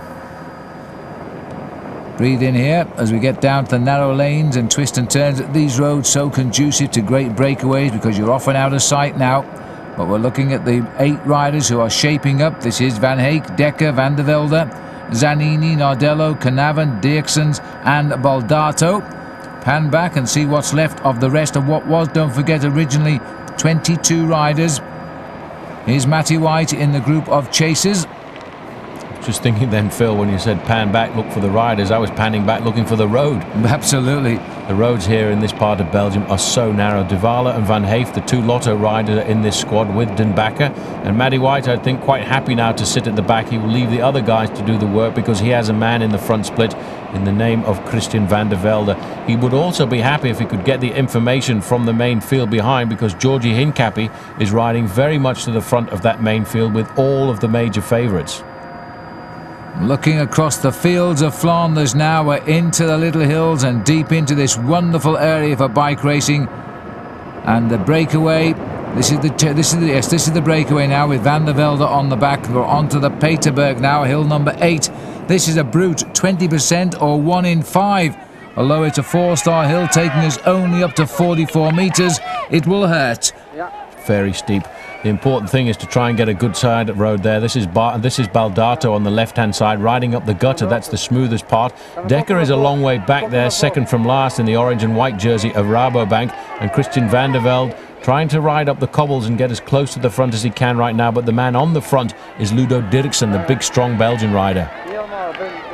Now as our motorcycle goes through to have a look who's doing the work, it's not a surprise to us, is it, Paul? It's the Belgian boy, man who used to paint lorries for a living. And it is Ludo Dirksen. And look at this man go now. He grits his teeth and he just almost slaughters that bike as he tries to break this lead up. This is the steepest part now, 20%. This is what they would call a strong boy. He's really giving it everything. Turned professional very late on in life, having worked, as you say, in a factory in here in Belgium. Right on his wheel is Daniele Nardello. He knows the right wheel to follow, but this man wants to split the race to pieces, and we've still got more than 60 kilometres to go to the finish line. He literally wants to dynamite this break and ride off the front on his own. He's not thinking about anything right now except just blowing up the Tour of Flanders. The Belgians just love their sport. They know their riders, and there's nothing better for them when a Belgian rider is making the effort. It's Dirks now over the top of the Peterberg. Arvis Pizic again in trouble and dangling just a little bit, or is he coming forward to the remnants of the breakaway? Well, he's coming forward because that in front of him is Eric Decker, so he's ridden across the gap there. He's caught Eric Decker, but Decker in fact has been left behind by the group, and he's joining there the back wheel of Michael van Heecke, who's riding very well indeed. But that's a surprise to see Eric Decker popped off the back of that group. But I tell you one thing, the man at the front was really hammering. The main field now are still on the Pattersburg. And this is Berg, the champion of Switzerland, trying to drag the Rabobanks back into the race here and turning the screw a little bit. So too Team Coast, and the crowd getting a second dose of action now. The bunch coming through here, and they're riding at about a minute and a half behind the leaders. And this is Marcus Berg, as he now begins to power clear, as he's had a wonderful climb. Coming across to him is Andre Schmiel. You can just get a sign there of the Lotto rider in second position. It's very bumpy, the pictures we're getting right now, but that's because this is a very bumpy road and a very bumpy bike race. Schmiel coming round the corner there in second place, trying to ride onto the wheel of Marcus Berg, but they've got a lot of work to do, Phil, to catch up this leading group, who for the moment are doing a very workmanlike job. Looking down on 6 riders here. These are the 6 leaders now. They've got rid of Decker, who has been, and also Van Heecke, but those two have been joined by Arvis Pizic. Here they are. These are the men who are making the race now. The Tour of Flanders, what it is. The only survivors of the original 22. There's the troublemaker, and that is the man from Lamprey, Andre Dirksen, Ludo Dirksens rather. Well, it's a tough ride now for these guys to try and hope to go out to the finish. Mappé doing a good job right now tactically. There's Stefano Zanini. Daniele Nardello is also there. Just going through the shot was Christian van der Velde. Servais Kanavan knocking his head from side to side there, Phil. He doesn't want to work too much right now. And here is the group of Eric Decker coming forward. So I think Decker may well have just had a hard time on the Pattersburg there, and he's about to reintegrate the group with a lot of help coming from Arvis Pizic. Well, Van Heecke is doing the ride of his life, number 181. He was a pile driver when they came up the old Quaremont. Detached a little bit on the Peterberg, but thanks to the big effort to the other two, we're going to have 9 riders in the front now. And the next climb we'll come to is the Kortekeer, and we'll hit that in about 3 kilometres time. Very difficult. What a great ride, though. That man who's just bringing them across the last few metres there, he didn't give up at all. You can see sitting in third position now is Pizic. Van Heecke is doing a very good ride, and his team will be over the moon with the performance of him and the fact that they will have got a lot of publicity out of the Tour of Flanders today. And he looks good. He looks good. He's read it right. He lost a little bit of strength on the climb, but he's come back nicely. 9 men now in front. Pizic's had a bit of a rough ride these last couple of hills. Now let's see if he can settle in, because he's a pretty good bike rider. Well, this situation now is looking pretty dangerous for the riders in the back, and the team who at one time had the best tactical position was the Lotto squad. They had 3 men in that 22-man lead group, and right now they've got nobody. No, that's absolutely right. And 3 men up there. He's one, though, trying to get back on terms. This will be Paul van Haeften. And he's trying to race across the gap on his own. He's certainly not waiting for anybody behind. As the crowd recognise him, Allez Paul, they're shouting at him onto the cobble. Do you think he'd be fed up with those, wouldn't you? He's a great bike rider. He never gives up at all, Paul van Haeften. Does an awful lot of work for the team Lotto, and right now he just wants to make sure that Lotto have a representative in the front group, which is why he's trying to ride across this gap at the moment. He's had a hard time, but he won't give up. This is the Tour of Flanders. He rides for the #1 Belgian team Lotto. As we head through Zulzeke, looking back down the road, we get a chance to see if anybody else is coming forward right now. That's the group containing Matty White. They're around about 35 seconds behind at the moment, Phil, but in 4 kilometres they will have another climb to go. And in that group with them is Martin Den Bakker. On the back is Frankie Hoy. Yes, and these 4 now having to just make a decision, I think, to keep the pace going. They've lost the trace of the leaders. They know the bunch will come through sooner or later. As we follow these narrow roads, there we're getting through. Other riders still dropped, you see, as we make our way up to the 9 front men. This is Paul van Haeften who's trying to get up to the 9 front men. Now, how much of a job has he got to do? Not that much, Paul. A good effort, he might make it. The only thing that will go to his advantage is if these riders at the front slow down just a little bit before they attempt the next climb at Kortekeer. There's the composition of the group, and some big names now really being filtered to the front. Zanini, Baldato, Dirksens, Dekker. Those are all riders who could come up with a win here at the Tour of Flanders. On the back, Daniele Nardello, almost the ultimate domestique. He's never really been given a chance to ride for himself, but today in a situation like this, anything could happen. Well, Zanini is not a big winner, but he does pick off the odd good one as he continues to ride like a tower of strength in this breakaway with Nardello, who is also a man who could win this. Baldato's twice finished second in Flanders. These are all still the riders of the original breakaway. They've lost a few friends during the start of the climbs, a quick succession of the climbs, but the field behind is still not really getting out of touch. Still around about those 90 seconds. Now we move on to the 3-star climb of the Kortekeer. Around about 15% at the steepest part in the middle. Again, a very short climb, only 600 metres, as Piziks sits onto the back of this group now. He's going to hope to recuperate a little bit, Phil, because he's had a hard ride since the Old Quaremont to reintegrate the front. Piziks looks very good when he gets back on there. He doesn't look... I know it's often deceptive when you look at a rider from behind, but he's giving nothing away. He looks as though he's still pretty cool and riding well. So too does Michael van Heek, who was the leader up the Old Quaremont, paid for that on the Peterberg, and he's now back with the leaders as we approach the Kortekeer. Well, just in front of them is Fabio Baldato. On the front of the group right now, the man setting the tempo is Christian van der Velde.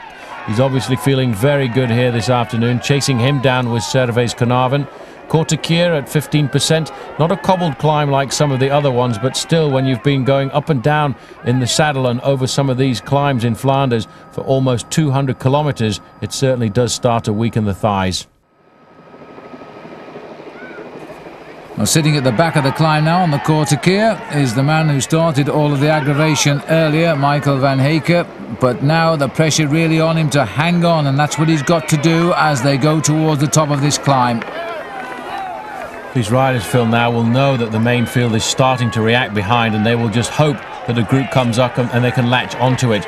Eric Dekker here once again. Every time we seem to go uphill there, you can see the man who leads the Rabobank squad, Phil. He's in difficulty on every one of these slopes. He is, and he's just hanging on in there till he gets over the top. Then he recovers so well. But the acceleration, just as they go up and over the top here, the crowd cheering them all of the way. They can tick that one off now. Here is the main chase behind, just on 38 seconds, so the big hitters are closing in as the leaders make their way over the top. Here's the chasers. This is the group with Maddie White there. Martin Dimbacker is number 68. In front of him there, wearing number 2, is Fabian Davila. And on the front of this group is the Team Coast man, the leader from that team today, Frankie Hoy. But the main field is accelerating behind. They are looking now to try and pull back as many of these leaders as possible. So Martin Dimbacker sat here at the back now. There's 4 riders. Well, I suppose they really are in no man's land. They must be very impressed with the crowds, though, and the cheers they're all getting. I know this will inspire Matt White, who responds by getting out of the saddle. And this is the chasing group, just on 38 seconds. The gap to the 4 riders, the last survivors of the breakaway. That was 22, apart from those in front of them, because I think everybody else now has been swept up. A lot of chaos at the back here. We're getting here Frankie Hoy trying to encourage Fabian Davila to come to the front. But for these 4 guys, Phil, now I don't think they're ever going to see the front again. The only thing they've got in store for them is a group coming up from behind, and then they could possibly latch on and reintegrate the front. But this at the back is the main field now. The pressure's certainly on here as we accelerate to the summit of Kortekeer. Looking over his shoulder, this looks very much like one of the riders from Cantina Tollo, and this is Maximilian Schiandring next in line. On his wheel is Stefan Vaisman, and a little bit further back one of the riders from Faso Bortolo. But look at the way Schiandring is pedalling right now. He's looking very easy, but the main field is still all together.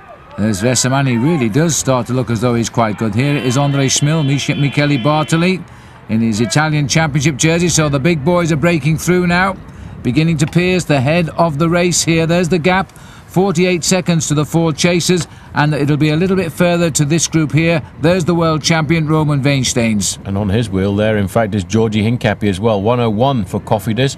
That is Nico Matin. And 1 or 2 riders starting to integrate. Those are the climbs left to go. Tyenberg, Eikenberg, Berendries. The toughest one of them all, the Mur de Grammont, just towards the end. Yes, and now look at this general regrouping here, and the general slowing down too, just when it looked as though we were beginning to push on with some big names there. They're now all easing up again. There's Hincapie going through on the inside. Marcus de Berg in that red champion of Switzerland's jersey.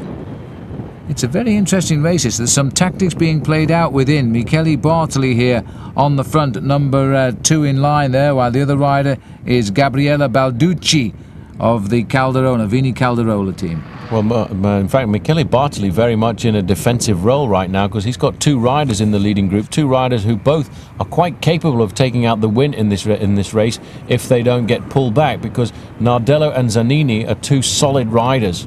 81 there, Yatislav Ekimov. His job today is to look after number 84, and that is George Hincapie. Hincapie looking very comfortable for the moment. Hincapie's looking extremely strong. There he is, just passing through camera. Here is Vyacheslav Ekimov. Did so well to win the gold medal in the Olympic Games. He's had 1 now as an amateur when he rode for the Soviet Union, and 1 as a professional at Olympic level. Wonderful bike rider. As Hincapie knows, he will feel very confident riding on the wheel of Vyacheslav Ekimov. And it looks a bit like a horse race now. We've got them on both sides of the road, 2 separate packs going forward. These are the strong men coming through now. It's been such a very quick Tour of Flanders today. Back up with the leaders now.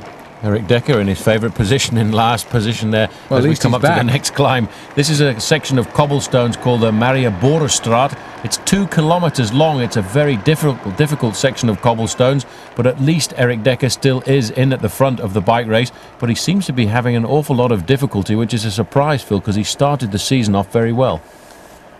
Yes, Decker is a gritty professional bike rider, suffering on the climbs and fighting his way back to the leaders once he's over the top of them. And you'll always admire a man that does that. Baldato is just in front of him, and this is Van Heek, who is still there. He's one of the lesser teams, but he's certainly not one of the lesser riders today. He is having an inspired Ronde van Vlaanderen. Baldato in the white jersey right in front of him. A man a little bit towards the end of his career, really, but a good team captain to have on a team like the Faso Bortolo squad. Decker moving further forward. This is supposedly a section of cobblestones, but it looks more like a climb to me right now, Phil. And Van Heek at the back is suffering here. But he's hanging on, and the cobblestones will end very shortly. And he'll be still on the tail there of Zanini. And this little stretch of cobblestones now is one of the longest stretches. And there's word there that Nico Ekut, who was in the breakaway, had a flat tyre, has now given up. He's abandoned the race. Well, there'll be a lot of discussion there with Lotte, because he was given almost a joint leader position with Andre Schmiel today after his fine performances in the early part of the season, but maybe the pressure may have gotten to him just a little bit.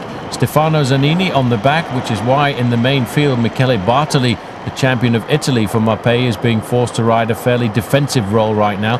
And in that main field, Phil, for the moment, we have not seen anything at all of the other top Belgian squad, the Domo Farm Frieds team. We haven't seen Johan Museo or Wilfried Peters, or even occasional glimpses of the world champion Ronan Weinsteins. Yeah, Museo never recovered from his very early crash out at Lost End, as Peter van Petegem was out of the race at that same point.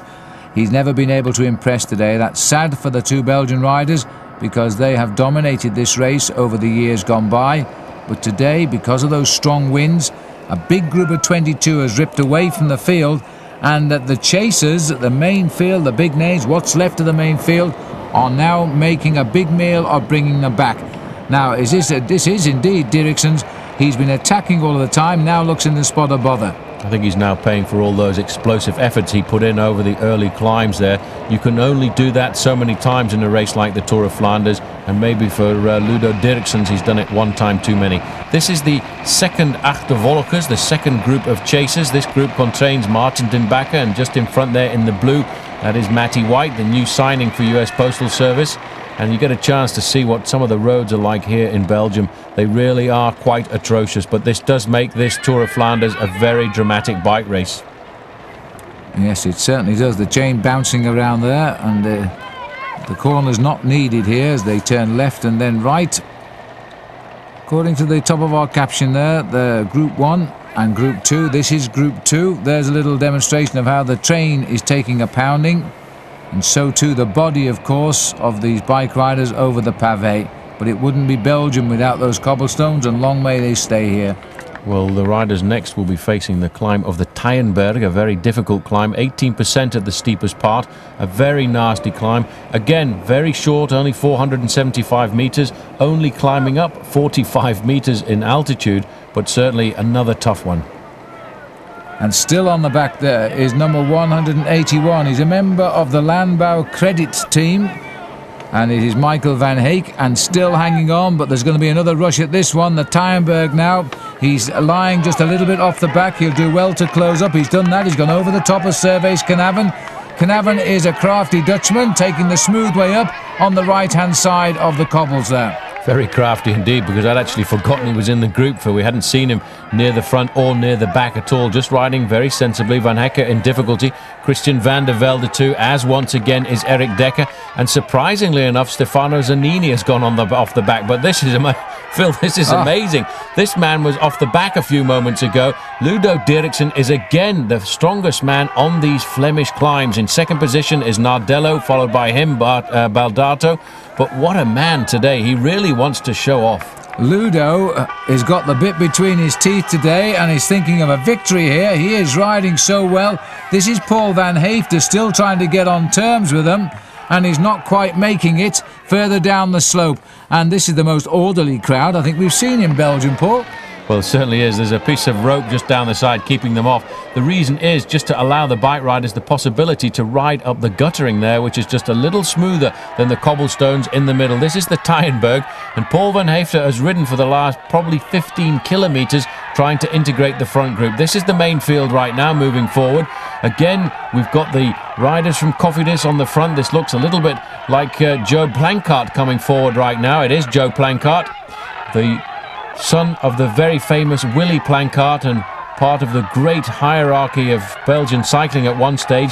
André Schmeel looking very good. Chandry still there, Phil, in third place. I think Chandry's got good legs today. Well, let's hope you're right. Chandry is a British rider, although he is spends all his life in Italy. Here's André Schmeel, a winner of this race last year. Now hoping he can catch a few strong bodies and move across towards the leaders. There's still time to put matters to rights, there's no doubt about that. And Schmeel is the strong man, and this is the course for him. Here comes Max Chandry riding extremely well. One of the Fassa Bortolo riders also trying to get on terms. It's a little bit like Tossato coming forward there. Chandry in excellent form today. As you can see now, the front of the main field has been reduced to just 5 riders. An unbelievable effort put in there over the Berg by Ludo Dirksen. And just getting himself onto the back of the group now, Servaes Knaven, using a huge gear. He's representing the super Belgian team, Domo Farm Friets. And it's funny because today it's a Dutchman they're going to have to count on. Yes, and I'm sorry to see that Michael van Heek has missed out, unless he's just there in the distance. He was the rider that got dispatched. He's in fact the man behind those 2 chasers, so maybe he'll still claw his way back into the action here. Number 13, Servaes Knaven, the former champion of Holland, moving across this year from the TVM squad to join the amalgamated Domo Farm Friets team. A lot of shouting going on in the group here. Yeah. Ludo Dirksen, though, he's a big, strong rider, Phil, and I tell you what, he certainly can't put in too many more efforts like this. This is the remnant of the group. Christian van der Velde now clawing his way back up to the leading group. On his wheel is Zanini. Here is Erik Dekker, and there's your little favourite Van Heeke. There'll be a lot of talk about him in the Belgian bars this evening. Good for those 4. Real hard effort. They have refused to give in, and we now have built the group to 9 leaders still surviving here, and still the breakaway from the main field, although they're very active, are not getting closer to this group.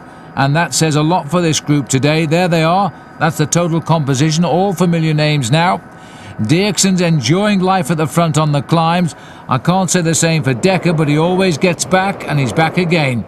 Well, Dekker's a great bike rider, very courageous bike rider as well. I think a big change in his life since he took 3 stages at the Tour de France last year, and then after that went on to win the San Sebastian Classic.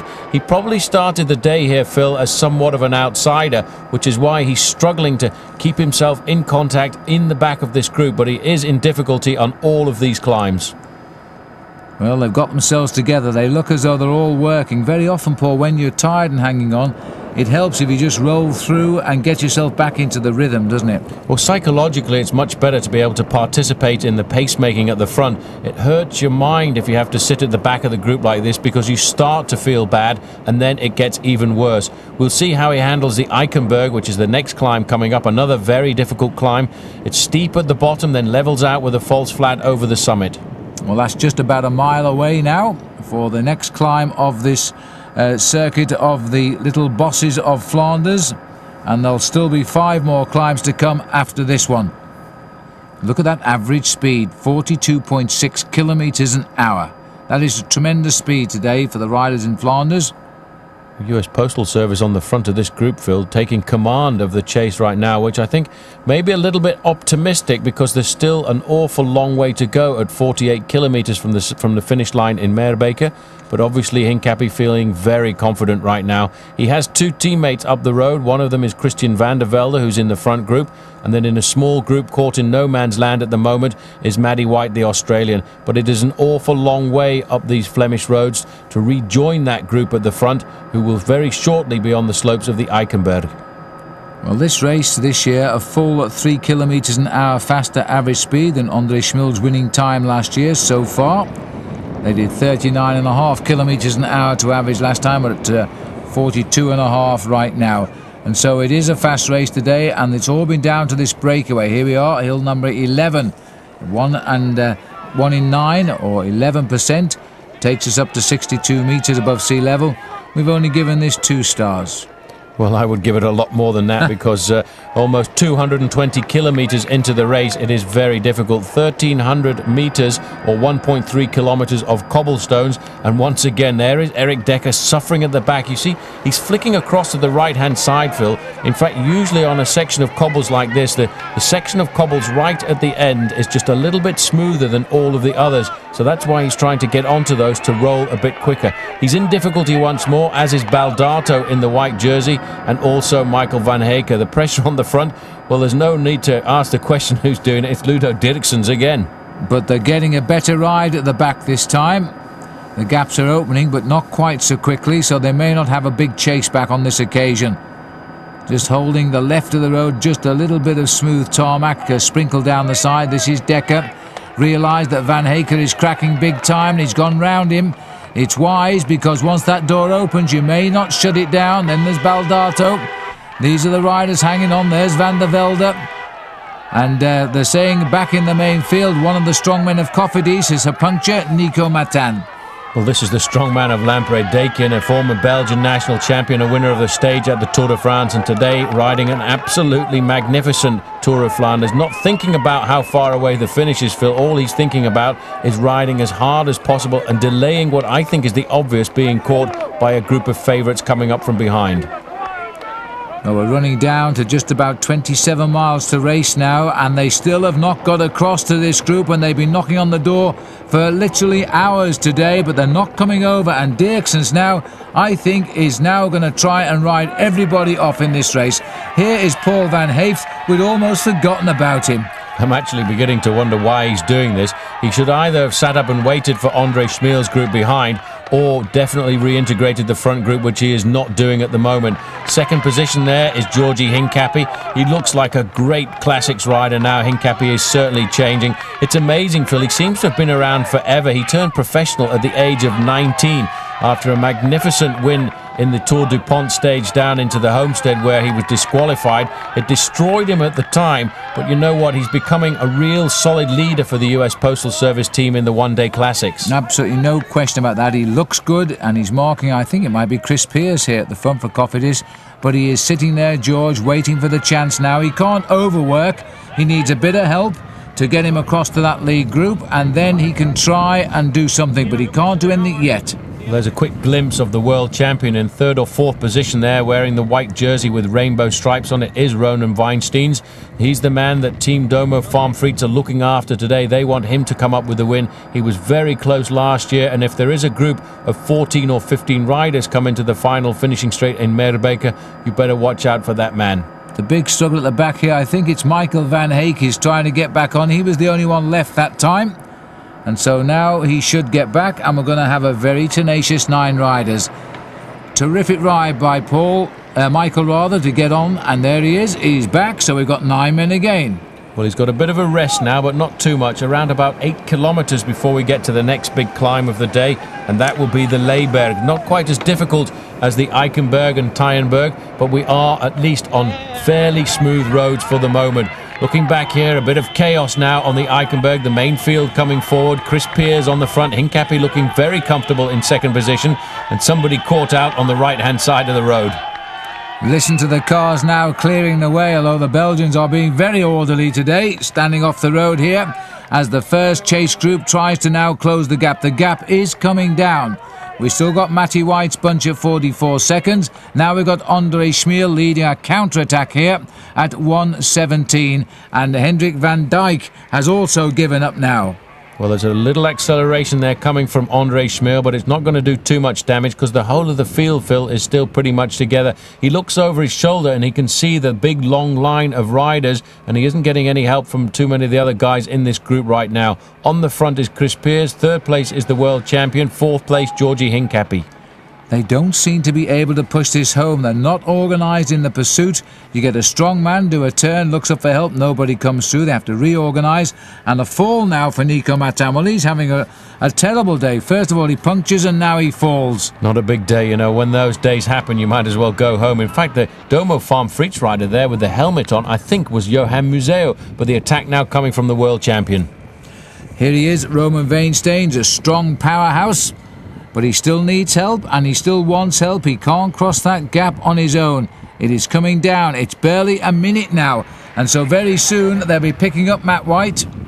We're now looking at all the big names being filtered to the front, Phil, because that was Schmiel. In this group as well is Chandri, who's looking very good. On the far side, the former Olympic bronze medalist in Atlanta. Chris Peers is the big rider from Cofidis. And it seems now as if there's a bit more urgency coming into the riders at the front of this group. One of the riders from Taconi Sport trying to ride off the front there, and Chandri moving forward. I have to say that Chandri looks absolutely superb today. He looks as though he's just riding along here, no effort whatsoever. And not an easy start for the season either for Maximilian Chandri, because he'd signed up for the Linda McCartney squad, who he rode for last year, and unfortunately they pulled out before the season actually really got underway. They had one race under their belts, the Tour Down Under in Australia. They came back to the United Kingdom. They were expecting to have an official team launch in the city of London, and boom, when they turned up at the hotel, the bomb was dropped. There was no more team. That was indeed the sad news which heralded the start of the year 2001 for British cycling as well. Anyway, sad to say that the team went, but most of the riders, if not all of them, have found places on teams around the world, and Chandri got his berth with Lampre Dakin.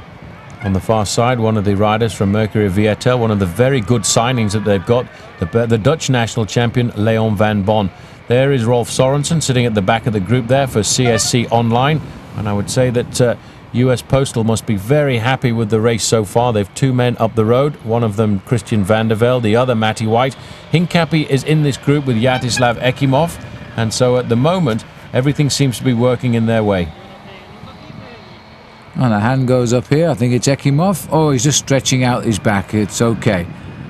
But everybody now must be feeling a bit rough because it's been a flat-out chase and they've not made the progress they would like. We're well in excess of 40 kilometres an hour, average speed. The sun is still coming through broken cloud, although the day itself is pretty chilly. And they're running out of time. They're going to have to make decisions very soon. Johan Museo at the front looking round to see what situation is going to happen here. Well, he's done well here, and now they're bringing through all the motorcycles, and the riders complaining a little bit as they see a whole flotilla of motorbikes go by, but they're regrouping. There's still no coordination here, and somebody's going to have to do it. Max has decided to take it on his shoulders. Is that it's a Bortolami, isn't it, who's got onto the tail here of Max Schiandri? Looks like the stocky figure of Bortolami. Schiandri definitely got good legs today. He's leaping out of the pack at the moment, hoping to get himself a little bit of a gap over the main field. That was Gianluca Bortolami, but they've only got 20 or 30 metres over the main field. And they're being joined here by more riders now on the attack. This is beginning to look like it might get something together. Well, this is good for Mercury, because this is Gerrit van Bont, who earlier in the day was involved in an accident with Pieter van Petegem, and he has now ridden himself into a small group trying to escape the clutches of the main field, which still contains most of the major favourites, including Hincapie and Johan Museeuw. Well, only Pieter van Petegem out of the hunt today, a previous winner, and that was really sad for Mercury Viatel, who wanted a good performance today. They might still get it. 142 on your picture is Gerrit van Bont, and winner last year of the race down in Wevelgem. Again, Schiandri Paul is there. He's looking for a move now. He wants some strong riders with him, because it's the only way they're going to reach those leaders. And 48 seconds, I think that is still to Matty White's group. Oh, one of the riders from Cofidis coming across here. I think it was Chris Pears. The deficit is 48 seconds, and there's still 42 kilometres left to go to the finishing line. It is Chris Pears. He's bridged the gap, so 4 riders, and these are exactly the riders that Max wanted. These are 4 good men, and now can they settle down and start to pull back those ahead? Another problem at the back there for Cofidis, and I wouldn't be surprised to hear if again it must be Nico Matin. Not the day for him. He's had a back wheel puncture. 102 there. You can see Cofidis really under stress today, and in fact it's Peter Farazijn who's had a problem at the back this time, but the team leader Nico Matin has had all kinds of problems. 2 punctures so far and a crash. Well, you've got enough problems just keeping up with the pace of the bike race. You really can't be bothered with punctures and falls to make it even harder. Heading up to the next climb, which is the Leberg, remember, and that will be hill number 12 today. 41 kilometres left to go now. That's inside an hour's racing before they get to the finish, and everybody realises that the most strategic climb of the day is going to be the Muur de Grammont, followed by the Bosberg, the last climb of the day, and that's where just 12 months ago André Schmeel was the super favourite there. He put the hammer down over the top of the Bosberg and rode very bravely away to the finish with a large group chasing him. Here's Maximilian Schiandri on the back of a very workmanlike group right now, but strangely enough, Phil, none of the big favourites, the super names before the start, have actually managed to slip into this group. But Schiandri's group not very far off the front of this group here, which in fact has been reduced somewhat over the last couple of kilometres. And this is where the big names are at the moment, as we've just gone under the 40 kilometres to go banner there with the main field, 25 miles from the finish. Still a big group here with some of the big names, including 13 times a rider of this event, Rolf Sorensen, and a winner, and now riding for the first time for a Danish team who are fighting for a place in the Tour de France. Riding pretty close to the front in the pink jersey is one of the pre-race favourites, Stefan Vaisman. You can see the red jersey with the white cross in it. That's Marcus Zerberg, the rider from Rabobank. They'll be quite happy just now with the way the race situation is. They have Eric Decker in the front, although every time we've gone uphill, Decker has been left behind. I caught a glimpse there of Frankie Hoy, so I presume Hoy has been pulled back into the fold. And again, it's US Postal Service on the front, Phil, doing a lot of work to try and pull this back together. Well, it just shows you how much faith they've got in George Hincapie here, because obviously George must have indicated he still feels very good, and they say, right, then we drive and see what we can do for you, and that's what they're doing. Little stretch of 2,000 metres, 2 kilometres now on the cobblestones. Ouch. Op de Kasseya, that's what the Belgians say. The Kasseya being the cobblestones, a long 2-kilometre section of cobblestones now coming down here. These roads really do hurt here in the Tour of Flanders. And looking down the road, we're looking for the leading group now as we go through Zegelsem. And there they are on the front of that group. It looked like Christian van der Velde still putting a lot of pressure in. 181 is our favourite at the back, Michael van Heeke. I don't think he'll end up being the winner of this bike race, but certainly he will be very popular with the Belgian crowds. Decker still there and doing not so much work, but hanging on over this stretch of cobblestones. Now we're on the same stretch of cobblestones as the Hincapie group, and so they are closing in. There is a group in between containing Matt White at half a minute. They too are still riding superbly. Well, I have a feeling that group of Matty White may well have been picked up, but you see the chaos there as the referees were pushing all the cars forward. That is because they feel that this group of 5 riders now is about to make contact. This is the group containing Sciandri and at the back there Paul van Haeften. This group now is about to ride across the gap. This is Gianluca Bortolami in 3rd position, and just behind him in the white jersey of Farm Friets, Domo Farm Friets, is Gert van Bont. Well, Van Haeften has been picked up and is having trouble hanging on here to the flying thin legs of Max Sciandri up front.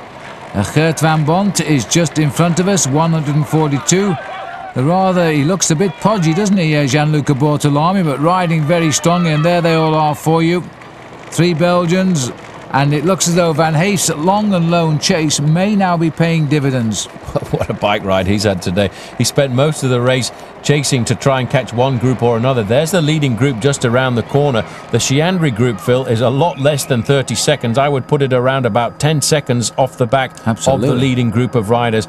Now this is going to completely change the physiognomy of the course, because we will now have a much larger group. 14 riders will be reunited at the head of affairs, but 5 of them, well, I should say 4 of them, because Paul van Haeften must be pretty tired right now, but the 4 coming across now will be a lot fresher.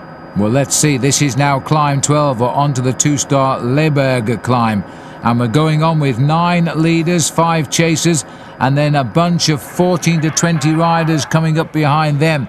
Here we are now. This is the junction on the climb, so we've got 14 riders here now all together on the climb. Van Haeften is going bonkers on the back there to try and just hold on, as at the front now it looks like Nardello, who is going very quickly. He's decided to hit those riders straight away. 16% here on the Leberg. Right in 2nd position is Ludo Dirksen. He won't know yet. There's been a couple of riders come back, but those riders, Phil, got back at the very wrong moment. Sciandri there just slowly clawing his way back onto the tail of the group. The move by Nardello did absolutely nothing at all except delay the arrival of Max Sciandri in the front group. Well, at least Dirksen's looked over his shoulder, might well have seen his teammate Max Sciandri coming on. Whether he'd be pleased or not, we'll find out, because of course at the moment, up until now, he's been having the stage to himself. Van Haeften riding extremely well. I think he's on the limit absolutely now, but he's still hanging on to the tail of this group, which is now 14 strong, and the attacks have started again. Another move going off the front. I think that was Sciandri going forward there right now. I can't see the other Lampre-Dakin rider in this group at the moment, so Sciandri may have tried to go right over the top there of this group. Sciandri it is. He's been reeled in there by Daniele Nardello in 2nd position, and once again they've put poor little Michael van Haeften into difficulty. So this is the group now, and Gianluca Bortolami has joined the group, and look at this, the split. It looks a little bit closer because of the cameras, but indeed that group looks as though we could have a massive bunch here very shortly, and that is unthinkable in the Tour of Flanders. Well, the work and responsibility of the chase has been taken up by US Postal Service. That's Jatislav Ekimov, the Olympic time trial champion on the front there. On his wheel is Georgi Hincapie. Riding close to the front there is Andre Schmeel and the reigning world champion Ronan Weinsteins. Further down the group, these guys are just scrambling to stay in contention. The pressure now is starting to come on, and they will all be thinking, Phil, a little bit further up the road, around about 20 kilometres, I would say, to the Muur de Grammont, the Muur of Gerardsbergen, and the Kappelmuur, as it's nowadays called, and the final climb of the day, Bosberg. Just 4 climbs to go, and they are toughies, all of them. There is a huge group making very quick progress now. Look at the gap, 26 seconds to what we are now calling the peloton, the main group of cyclists. And if they come across, it is going to be a total free-for-all. It will be, because all the big names now are in that group, Phil, just behind the names that we were talking about before the start. It's a very long line. The hammer is absolutely down. The charge being led by US Postal Service, and I would think before we come to the next climb of the day, it will all be back together. We're about 2 kilometres from the Berendries. That's the next one, Hill 13. It might not be lucky for some of these riders now. 14 riders just ahead of the main field, and that main field has been growing steadily. There's a lot of riders down there right now. There's the speed on the right, 66 kilometres an hour. That is about 45 miles an hour they're riding at the moment. Acceleration coming on the front here. This is Bortolami, matched very easily by Ludo Dirksen's. What they're trying to do right now is split the group. A man we saw earlier in difficulty, Arvis Piziks, well, he seems to have recovered a bit over the last few kilometres, Phil, because he is always on the tail end of the front part of these splits. Daniele Nardello is the man in here for Mapei, and Chiandri now has been caught out by his own teammate who's covered the move. Let's have a look at the face of Piziks. He's had a yo-yo situation all day today. When he made that mistake on the old Quaremont, it took it out of him to get back, but get back he did. Max Chiandri is up here. This is Nardello. Fabio Baldato is the other man making up this leading group. Another man not to miscount when you come down to the finish line either, because he's finished second before in the Tour of Flanders. It's a race that he does appreciate, and if it comes down to a fine sprint to the finish, then he will be looking to try and get himself one place better than he got a few years ago. Chiandri just pushing Bortolami onto the tail of the group. 6 leaders now, 7 leaders at the front of the bike race, but the main field, Phil, look at that, only 20 seconds. This is going to be an enormous scramble on the Berendries, because we're only 20 miles from the finish when we get onto that climb. We're not very far from the Berendries right now. In fact, we should be starting it as soon as we clear the town, and it's going to be a massive scramble. This is the coming together of the breakaway again, which keeps on breaking up now. 14 men back in front. The gap now is 18 seconds, Paul, and it's coming down almost as we speak. Well, it's got to come back together on Berendries, I would say, because Berendries is one of the critical climbs of the day. There's a sign indicating we're about to reach the foot of Berendries. It's a tarmac road again, a very smooth surface, 14% at the steepest part for an average of 7%, but it's almost 1 kilometre in length, and if you've got the legs, it's a very good place to launch an attack. Absolutely. Well, who's going to do it? My bet Will Dirksen's will go again. He's hit them in every possible climb, and he's seen now a teammate come up here, so they've strengthened their claim at the front as they start to really hit these hills quickly now. Looks like Chiandri's the man on the front, taking the tempo up just a little bit, trying to keep it nice and high, and hope that once again they will split this group. It is Chiandri, looking very good. He's got great pedalling action today. He's being covered by fellow Italian, although Max Chiandri carries a British passport. He's very much an Italian in spirit. Nardello is in second place. Gianluca Bortolami is there in third place, and Stefano Zanini has popped at the back of the group there. He's going out, as is Fabio Baldato. Oh, they've hit it hard at the back. The hills just brought them to a grinding halt as Max Chiandri now starts to step on it. Nardello looks as though he's got his measure right now. That's Bortolami rather, in his slipstream as he's keeping going. And I think Piziks is still in the picture here. And this is Dirksen's, not the sparkling legs he had a couple of climbs ago, but he's only just behind. Well, Chris Piers is the rider in there for Cofidis. Let's not forget, Phil, that those guys that rode across were not part of the original 22-man break, so they will have much fresher legs for these very difficult, savage, explosive climbs.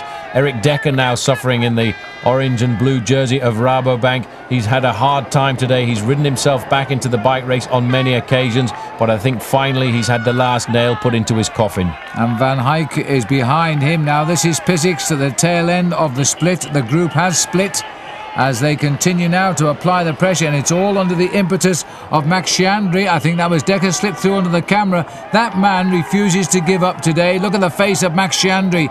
He is feeling good. That is clearly obvious. Bit further back down, but only by a handful of seconds, is Roman Weinsteins, the world champion, and pacing last year's winner, André Schmil. Well, while Chiandri's attacking at the front, you've got their main field being attacked as well. Roman Weinstein's now taking responsibility as the leader of the Domo farm for each team, but he's being very much marked today by the man in the red and black strip there of Lotto. He's up into second place, André Schmil. He's looking over his shoulder to see if he's done any damage there, and I can tell you, you haven't done much, because this is still a very large group with still only 3 climbs left to go. The next climb of the day in about 6 kilometers time is Ten Bosch, but I think, Phil, they must all be thinking now about the Mur de Grammont to make their move. There they are, the leaders on the 1 in 10 climb. We've just seen that they've split up the breakaway yet again. They're spread all across Flanders once more now. This is a desperate scramble to try and steal this great race, and what a good race it has been today, because the Stars, for a strange reason, have always been on the defensive, and they are still trying to put things to rights. They're all marking each other for the moment. Every time one of them goes off the front, he has one of the other favourites on his wheel, but they don't seem to want to take up the pace-making at the front. Georgi Hincapie is still locked in that group as well with Schmiel and Roman Weinsteins, so he is obviously still in with a chance. The big move now, Phil, I feel certain has to come on the Mur de Grammont, but you never know. The Ten Bosch is a very difficult climb, and that's in around about 5 kilometres from now. As we see this group swelling across the road, that means that there must still be 1 or 2 riders off the front. It is amazing. This group has shut down again, and that's the wrong thing to do as the other riders continue on their way, and that breakaway once more is going to stretch out if the bunch start to play around like that. We've got another attack down there at the moment. This looks like Paul van Haeften. Well, he's gone again. He's unbelievable, this guy. He's been off the back or off the front for nearly all of this bike race at the moment. But I think if we tilt a little bit further up the road, we will see 1 or 2 more riders, because as far as I'm concerned, Maximilian Schianri should still be in the leading group of this bike race. There's still a group up there. There were 14, but they've split up. But Schianri's still up there with some, and I think Pizzix is up there as well, and a few other names. Probably Nardello. They should still be there. Van Haeften was dropped. He's having a little dig again. This is a very strange Tour of Flanders, but it's a very good bike race today. Another group. This is the front group now. The attacks are coming thick and fast at the moment. Everybody's trying to split the size of the group. They're feeling now, Phil, that the size of this group is too unmanageable. Christian van der Velde there. Michael van Heecke has gone on the attack. Well, that's a great move by him. We've seen a lot of him. This is Dirksen responding. Schianri's in 3rd place. He should sit up now and give the advantage to his teammate. I'm not sure they're working quite well enough together to do that, but Dirksen's the strong man, been sent out to catch Mr. Rubberman himself, Van Heecke. He has been superb today, and he doesn't know when to say no. He's now pushing the attacks here at 19 miles from the finish. Slowly but surely, this little group is coming together again at the front. Well, Fabio Baldato appears to have recovered as well, because he's driven back. Now, counter-attack by Schianri. This is the time to hit them, just after you've chased, to bring back a small group, and this could be the move that Schianri wants. It's an awful long way to go to the finish right now, but if these guys start to watch each other and he can build himself an advantage of 30 or so seconds, this could be good for Schianri. Well, he's having a good race today, that's for sure. Schianri's opened the gap. He's being forced for others to close it down. This looks like Chris Pears is having to drive it shut. Just mind the motorbike, Chris, as he goes through with Nardello and Pizzix. And that looks like we've got another group going. Well, this is a pretty dangerous move by Pizzix. This man we saw crash on the Old Quaremont, have to put his foot down to the ground, rode his way back through the groups, and now he's in the leading group of 4 riders. Schianri has been joined there by Pears. He hasn't looked over his shoulder there, but he does need to have cooperation from the other riders in this group. Nardello, I think, suffering a bit. You could see him shaking his thighs there, just trying to get a bit of lactic acid. Ooh, and this is what it's like in Belgium. You've got to keep attentive. Oh, it is absolutely mad, isn't it? This is the Tour of Flanders. The motorcycle almost trying to go down the way the bike riders went there. It could have been difficult for him. It is such a superb race here. Arvis Pizzix, the champion of Latvia, now has caught onto the tail of Nardello, Chris Pears, and he's a British rider, Max Schianri, who's doing the driving. Well, we're now in the town of Brakel, and if you've ever been to Belgium, it seems as if every road leads to Brakel. This is the hometown of Peter van Petegem. The leading group of 4 now, Phil, don't have much of an advantage, only about 100 metres, and very shortly they will be turning into the corner, which will take them onto the third from the finish climb, and that climb is going to be the very difficult climb of Ten Bosch. Yes, and that'll come in about 27 kilometres to go, so we're almost on it now. And that's the next obstacle, and these attackers, it'll be advantage them. They're right on the rivet, that's for sure. We slip back here. This is the second group on the road, and Dirksen is in that. As so too, I saw there was Dekker. And who is this coming up? This is Geert van Bont coming through. These colours still confusing me a little bit, the new Mercury Viatel colours. They're not together. When they're not together, Dirksen's attacks. Dirksen's moving across to a little counter-attack which has gone off the front, and old Dekker there on the back. Where's 61? What a day he's had trying to stay in the front of the Tour of Flanders all the time. He's been dropped so many times, and I think Geert van Bont has decided, well, I'll sit up and wait for the main pack because the legs are starting to sting just a little bit too much. I think, in fact, that attack there, Phil, was coming from Rolf Sorensen, and I've not seen him all day. Well, he's been coming through steadily but surely and watching, as Rolf often does. He knows when to hit them. He's one of the best race readers. That's Sorensen there, all right. This is now the climb at 10 Boss, a 14% climb up to only 37 metres. Fairly short, 600 metres in length. A two-star climb, but at this stage of the race, these legs now full of lactic acid. This has been pressure, pressure, pressure all of the way.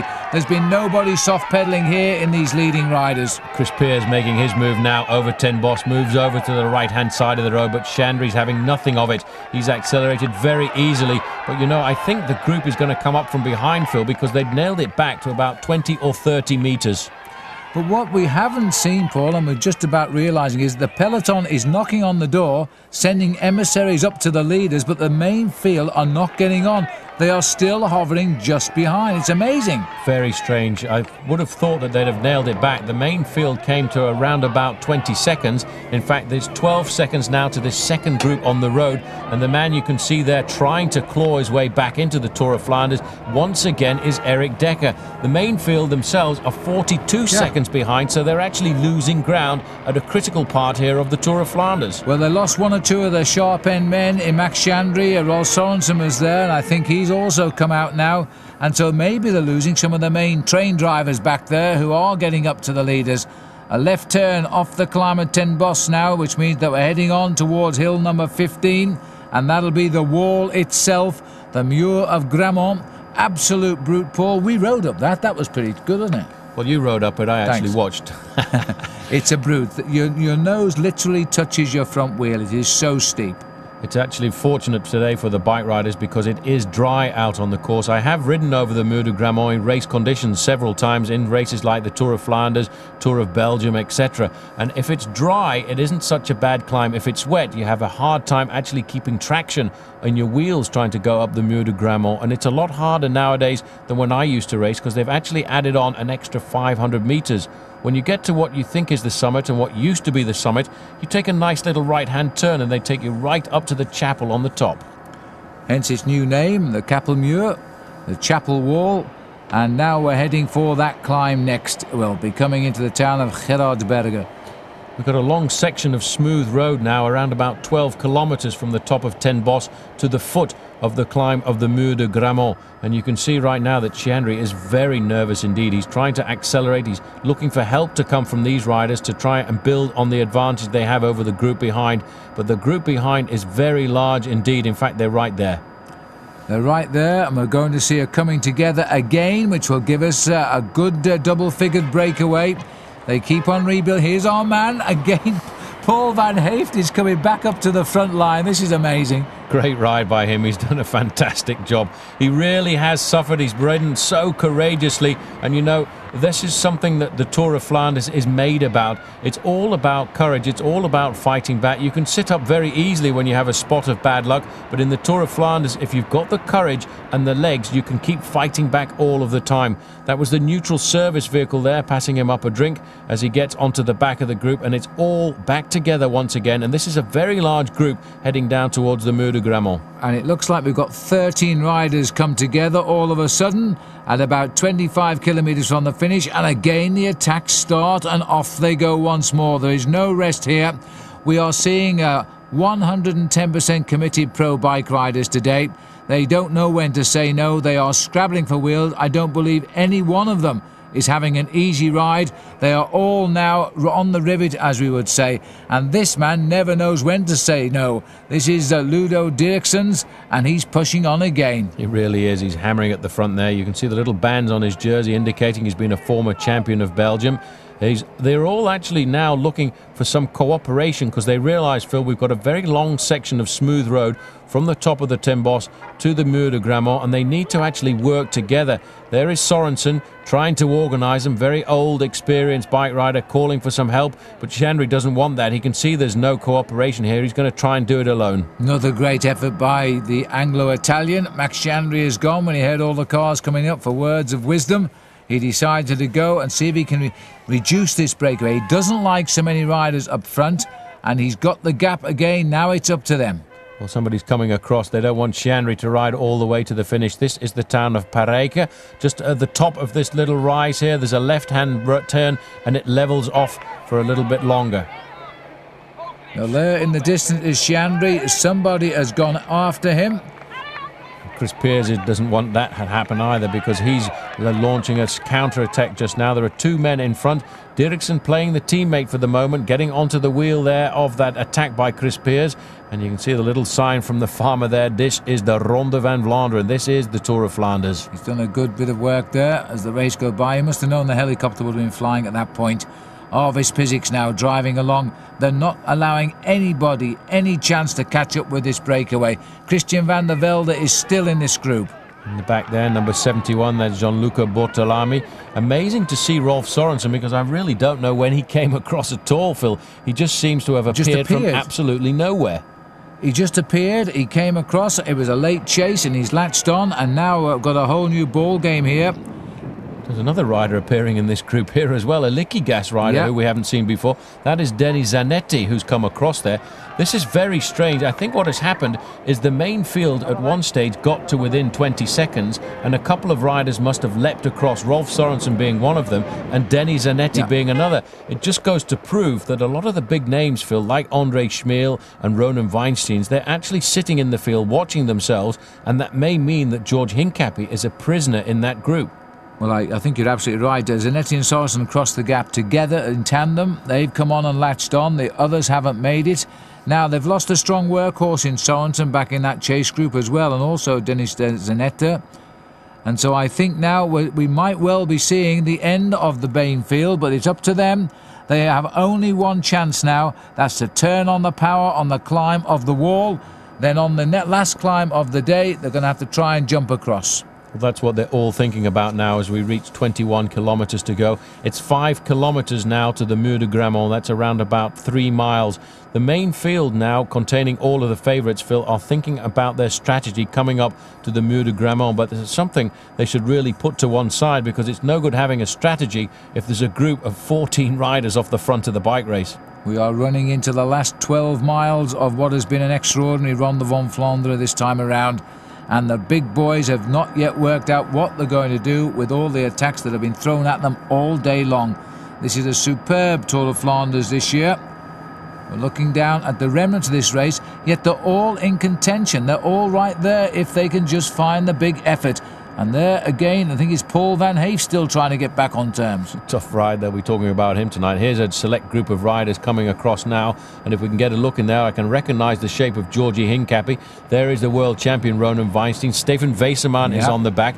There is Nico Martin riding there as well for Cofidis. So this is the move we've been waiting for, Phil. This is the move of the big names of the Tour of Flanders.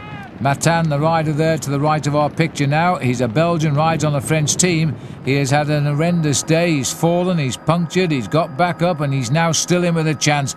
That's the group. That's the only group left with any chance of picking up the rest of the riders in the Tour of Flanders. There's a group of 3 there. They should go back into the chase group. Then we go up around the corner. We're looking now for a handful of race leaders. This is a remarkable race. Well, those are the leaders right now. News coming forward from all of the team managers to let them know that there are 8 riders coming across and 8 big names in the sport of international cycling, because certainly that group of 8 now, Phil, is the creme de la creme, and they should, in theory, catch up with this group, because I made their deficit at around about 30 seconds. There are the leaders. I make it 3, 6, 9, 10 of them. There are 3 chasers, including Paul Van Haeften. There are 8 riders behind them. You can throw a blanket over them all, and we're in the last 12. In those 8 chasing, Vesseman, Schmil, Weinsteins, Hincapie, Balducci, Martin and Bartoli. They are the only riders, I think, now in with a chance to affect the destiny of the pacemakers. Very shortly, this road will tilt slightly downwards into the outskirts of the town of Gerardsbergen, Grammont as it's known in French, and then the riders will be on that very long climb up to the summit of the Mur. A lot of panicking going on here too in this group. Riders looking over their shoulders. They know this is the final major obstacle of the day, and they want to try and get there before that group of 8 favourites come. Looking further down the road, we're looking for the group of Van Haeften. And it's quite a long way. That obviously has been picked up because this is the group now of Georgi Hincapie and the world champion Ronan Weinsteins. Yes, they have, because there are now 11 chasers facing the 10 front runners, and they're all the riders now who affect this year's Ronde van Vlaanderen. 21 riders, that's all that's left in with a shout. And that group now, let's have a look at the gap. As we enter Clouds Berg, we race across the town square, and then we go up the cobbles to the chapel.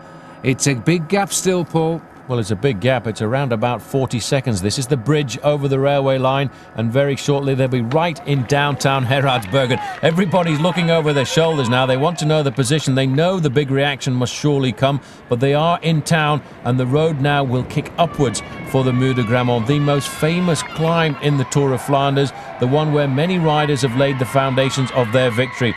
51 there on the back, 61 I should say, Eric Decker. He's been at the back on every climb so far. I wonder what he's going to think about the Muur. I wonder what he's thinking right now, because we're going through the pedestrianised area of Gerardsbergen, and then they will just flick over the square, start to climb on good road, a right turn, and they hit the cobblestones and it rears up.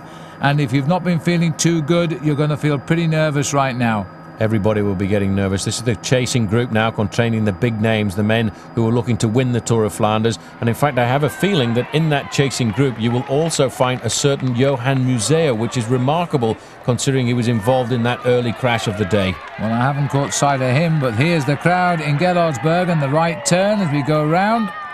And still the pressure on. It looks as though Decker, sitting at the back here, is going to be the first one to be dropped.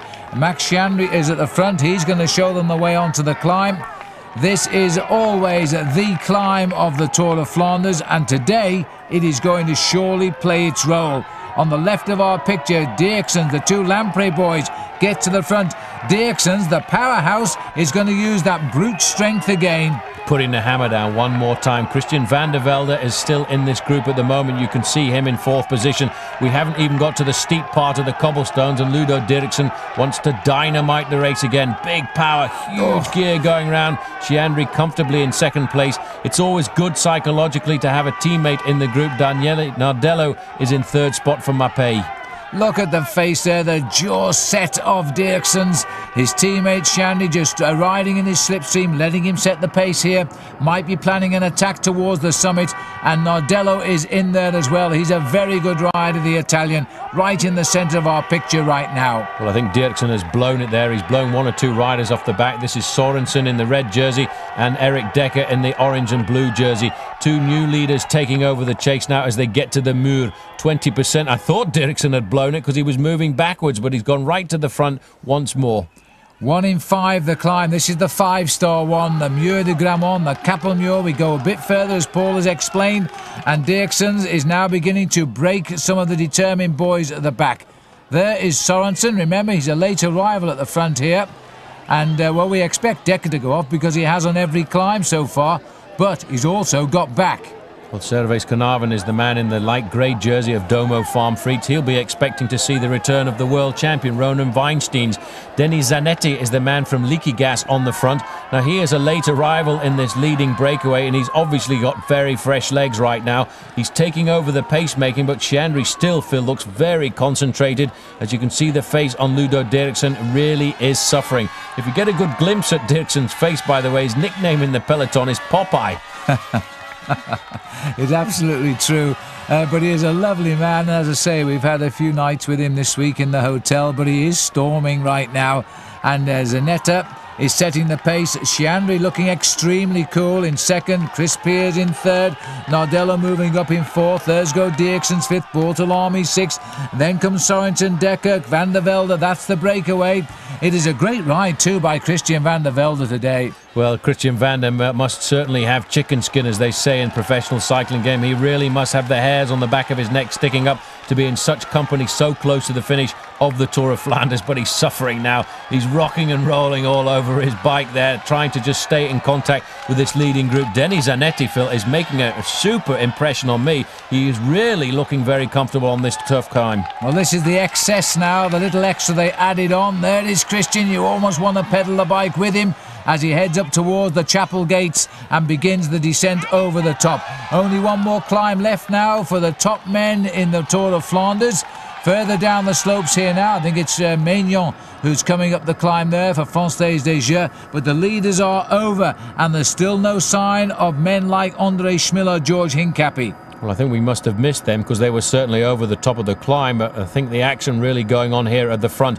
These riders now going over the top of the climb at Grammont, a little bit of tarmac road, and they will drop down now into the town of Bosberg, the town where Edwig van Hooijdonk used to live, and a certain man by the name of Johan Bruneel used to live here as well. But he's not here at the Tour of Flanders today. The team manager for US Postal Service is Dirk De Mol.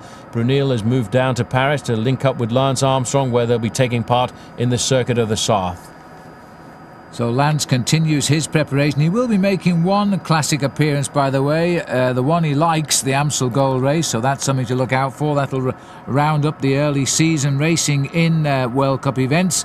And talking of World Cups at the moment, well, we haven't seen a hide and a hair of Eric Zabel all day.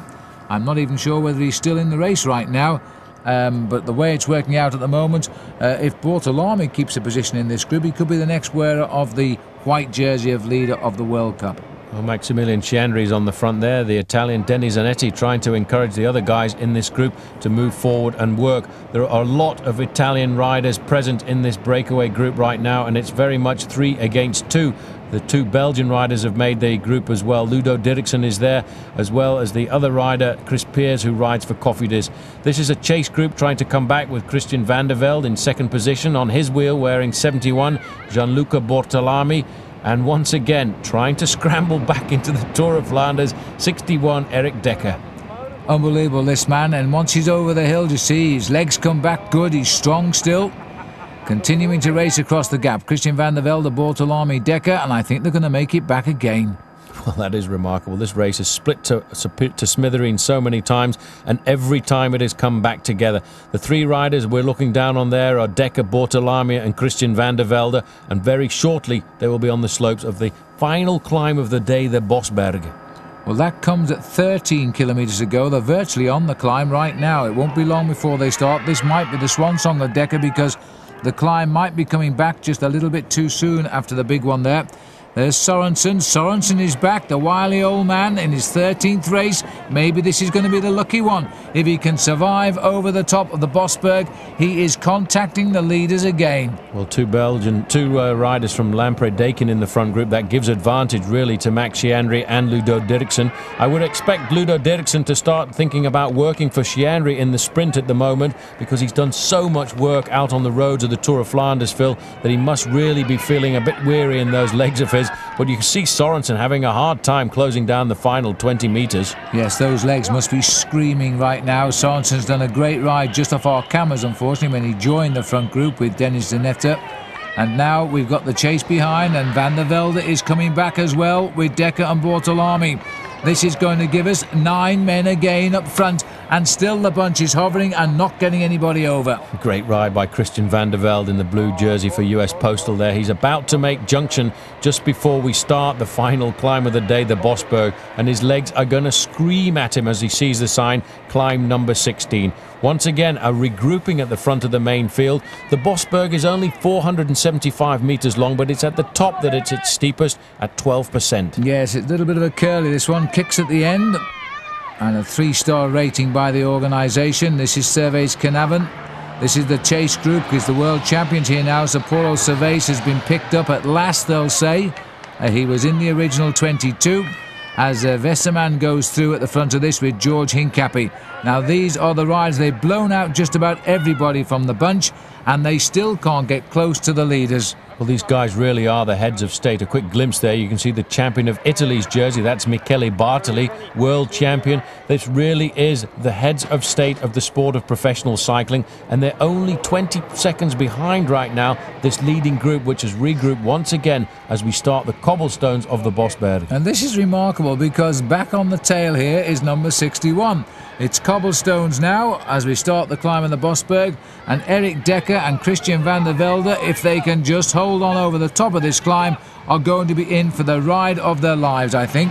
Somebody's got to attack right now because the group is very large. The attack is coming there from Denis Zanetti with the yellow sleeves on his black Liquigas jersey. He's decided to try and blow all the Belgians out of the water today. The reaction is coming from Daniele Nardello and, of course, Chris Peers in the red and white jersey of Cofidis. Denis Zanetti, Phil, is looking exceptionally strong. He's the kind of rider who could ride away alone to the finish just now, and he's popped one or two riders off the back. There you can see is Rolf Sorensen getting left behind, as is Christian van der Velde and Dirksens. Look at this, digging deep. He doesn't want to get blown out in the Tour of Flanders, but I think he may well have done just a little bit too much work early on. He has been a powerhouse, Dirksens, and now we've got Chris Peers from Cofidis on the right too, Nardello. And Zanetta is there, Bortolami and Max Chandry hanging on at the back with Dirksens chasing him. Then there's a split now to Rolf Sorensen here and Dekker and Van der Velde. These are the names who have made this a marvellous race today. Good move by Chris Peers over the top. This is the main fielder right behind. And what a left group of riders it is. Schmiel is right in there. There's Stefan Vaisman, the world champion, is there. Right on the back, you could just get a glimpse of Johan Museeuw. Great to see Johan Museeuw riding back. And next week is Paris-Roubaix. Yes, and that man is so strong and singular-minded with his big classic races at this time of the year. Over the top of the Bosberg. And back come the boys because they refuse to give up. And this is Bortolami, who's surprising me. Gianluca Bortolami, a little bit of a backseat for him over the recent past, but doing very, very well. Let's not forget in the past, Gianluca Bortolami has been the overall winner of the World Cup and a winner of many one-day classics. On the back of the group now, he has recovered, but Chandry must be feeling pretty confident right now, Phil, because I think from this group, Chandry is the man who packs the best sprint. Well, I would love to think you're right, Paul, because this will be an absolutely outstanding result for the British if Chandry could get the victory today. He'll be getting very nervous, though, Chandry. His own teammate is dragging back one or two contenders as well. And Ludo Dirksen will not give up at all. He's actually dragging back there Rolf Sorensen. And the other rider on the wheel there of Rolf Sorensen looked to me very much as if it was one of the other riders from Domo Farm Frites. The only other rider to win this from Great Britain, Tommy Simpson, the great Tom. And we've waited a long time. Now it's up to Maximiliano Chandry, the man with the Italian name and a British mum, to try and do something special. Sorensen is also back here, and he's a big worry to everybody because he's an opportunist. And I'm sure, as we run towards the finish, we'll put some form of attack in. Very clever bike rider, Rolf Sorensen. He knows just exactly when is the right moment to hit with a surprise counterattack. He's going straight up there now. He wants to keep riding through with these riders to make them realise that he isn't quite as tired as he looks. Denis Zanetti moving into last position right now alongside Daniele Nardello from Mapei. Mapei at one time very strong in the group because they did have the presence of Stefano Zanini, but now all hopes of the big Mapei squad are going to be on Nardello's shoulders. They won't stop riding hard, will they? There's no coordination here now. Everybody goes to the front as fast as he can and then sits up, and then they have a reorganisation, but they're not working as a unit. This might allow the chase group to make contact. 10 kilometres left to go, and this really is an incredible bike race, Phil. You know, because of that big group of all the favourites behind, the whole of the field may come together inside the last 5 kilometres. There's the 10 kilometre to go banner. Well, that can't be very much more than 15 seconds. Vaisman is the man on the back. Nico Martin is in there as well, as is Museeuw and the world champion Weinsteins. Well, we're back with the leaders, and sad to say the one man who hasn't made a return to the leaders is the US postal boy, Christian van der Velde. Then that is sad. He's had a wonderful, wonderful classic ride today, but I think you're going to find him somewhere back here in the chase group now. This is the chase group out on the road. There on the back in the pink jersey, you just get a glimpse of Stefan Vaisman. There is Johan Museeuw right in front of Nico Martin. Georgi Hincapie is in here as well with the dark blue jersey, and the white jersey that is on the shoulders of the world champion. These riders are not getting full cooperation in the group at the moment though, Phil. And looking up the road though, I think it's all but over for the breakaway because they are not very much more than 15 to 20 seconds in advance. Well, they're saying 15 seconds is the gap, and Andre Schmiel, remember, the winner from last year, is in that group and coming up. This is Dirksen's looking over and checking the men he's seen all of the time. Even that one, Erik Dekker, he may lose ground on the Clouds, but he fights his way back. A remarkable ride by Dekker today. Great ride. You've got to take your hat off to a performance like that. Being left behind on so many occasions, but never giving up, always fighting back. Now, this is Daniele Nardello at the back. These guys now are going to start thinking about how to try and win the final sprint. And the final sprint in Meribeke is a very difficult one to judge. You do have to judge it to perfection, because if you lead the sprint out from too far out, you will absolutely die 1,000 deaths, because it is a long drag up to the finish line. And so many riders in the past have made the mistake of leading out from too far. Well, what a superb race this has been. Go all the way. Michele Bartoli, another Tour of Flanders winner, just off our camera to the right there, but still in the thick of the action. Hasn't really come to his great form since his accident he had in the Tour of Germany, but he's looking for it. He was the winner of Volk this year, heralding what we hope will be the start of a great season for him. Kop van die Wedstrijd, that means the head of the bike race now, and there are a lot of familiar names have been right at the front of this bike race ever since we passed through Ostend.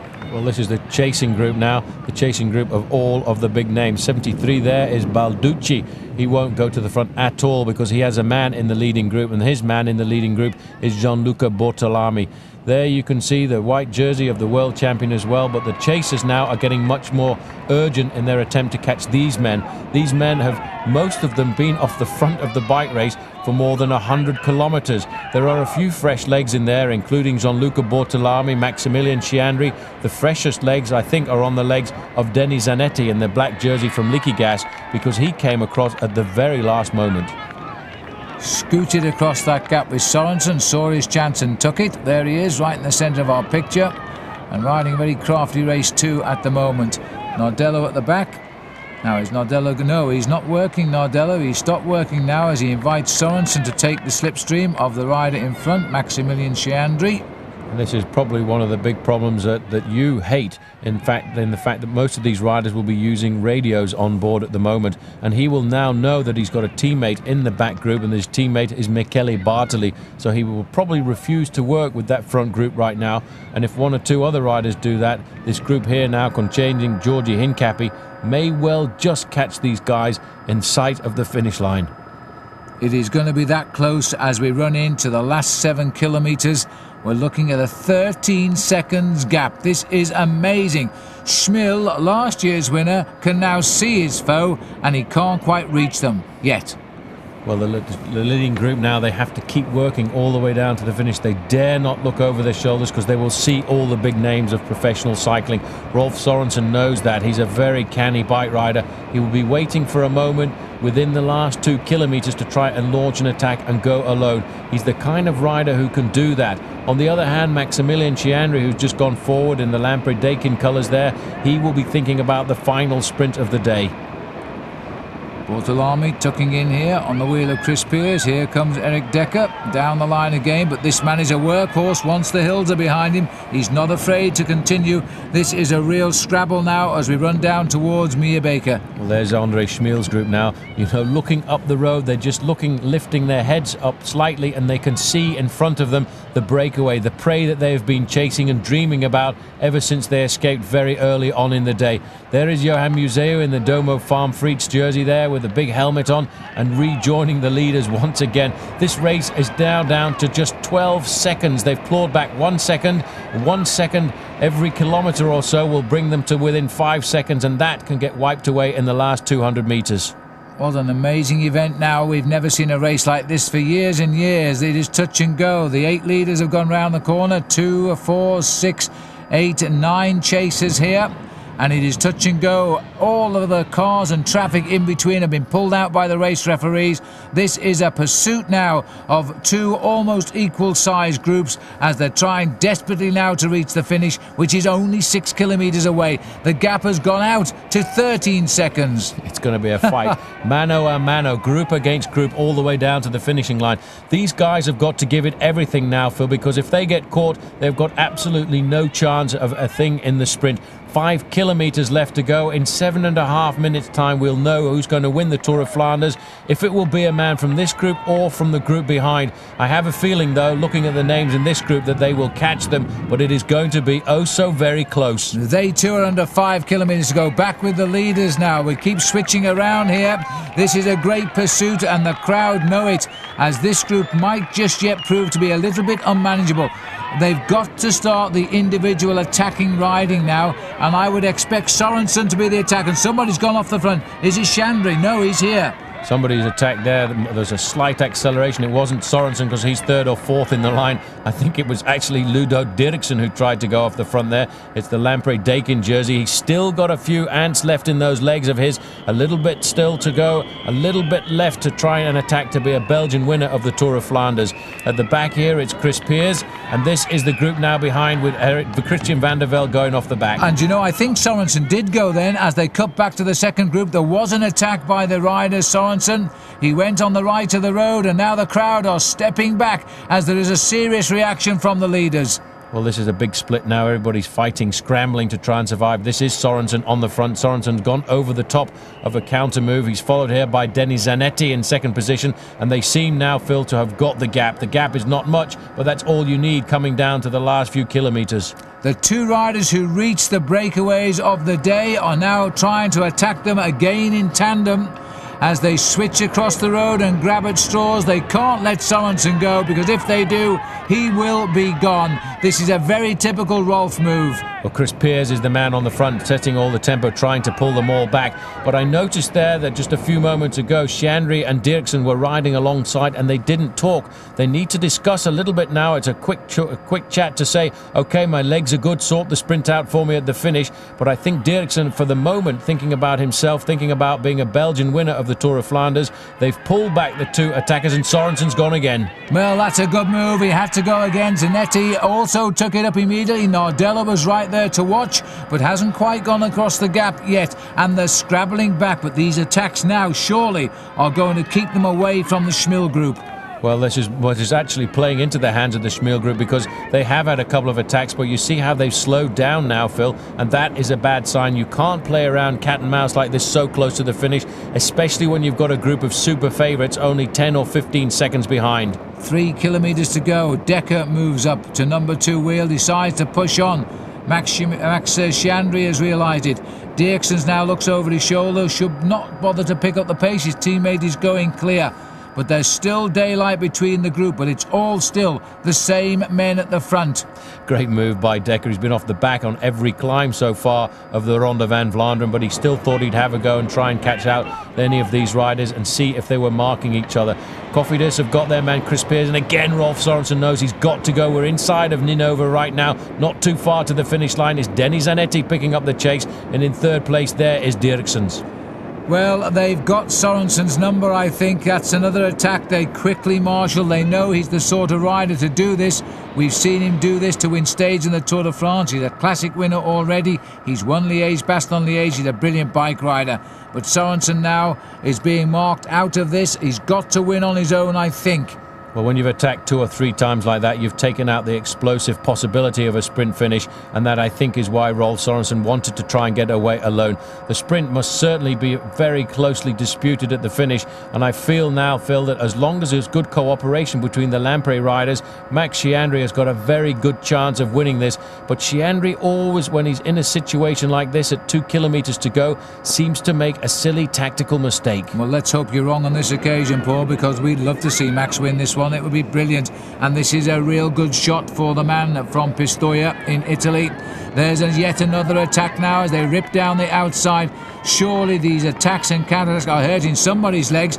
Bortolami a little bit slow to recover there, but he does recover as he takes Chandry back across the gap, and Dirksen's, the 2 Lampre men, are in a good position to attack now, and I think they've gone to chase somebody else.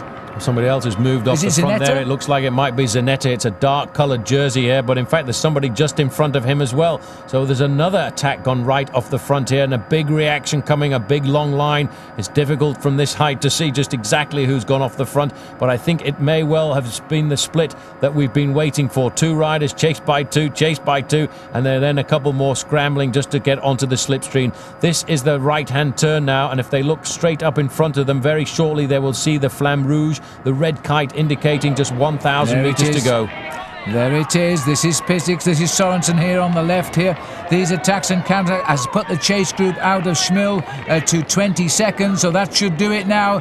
They've never caught up with this leading group. The only men who have, Sorensen and Zanetta, and they've animated this, and here comes an attack, and this is now just a chase down yet another breakaway. The vital right-hand bend is coming. Well, that is Denny Zanetta in first place. The effort there being made by Ludo Dirksens to pull them back. Daniel Nardello moving up into third place. Shandry's well placed right now. He's in fourth slot.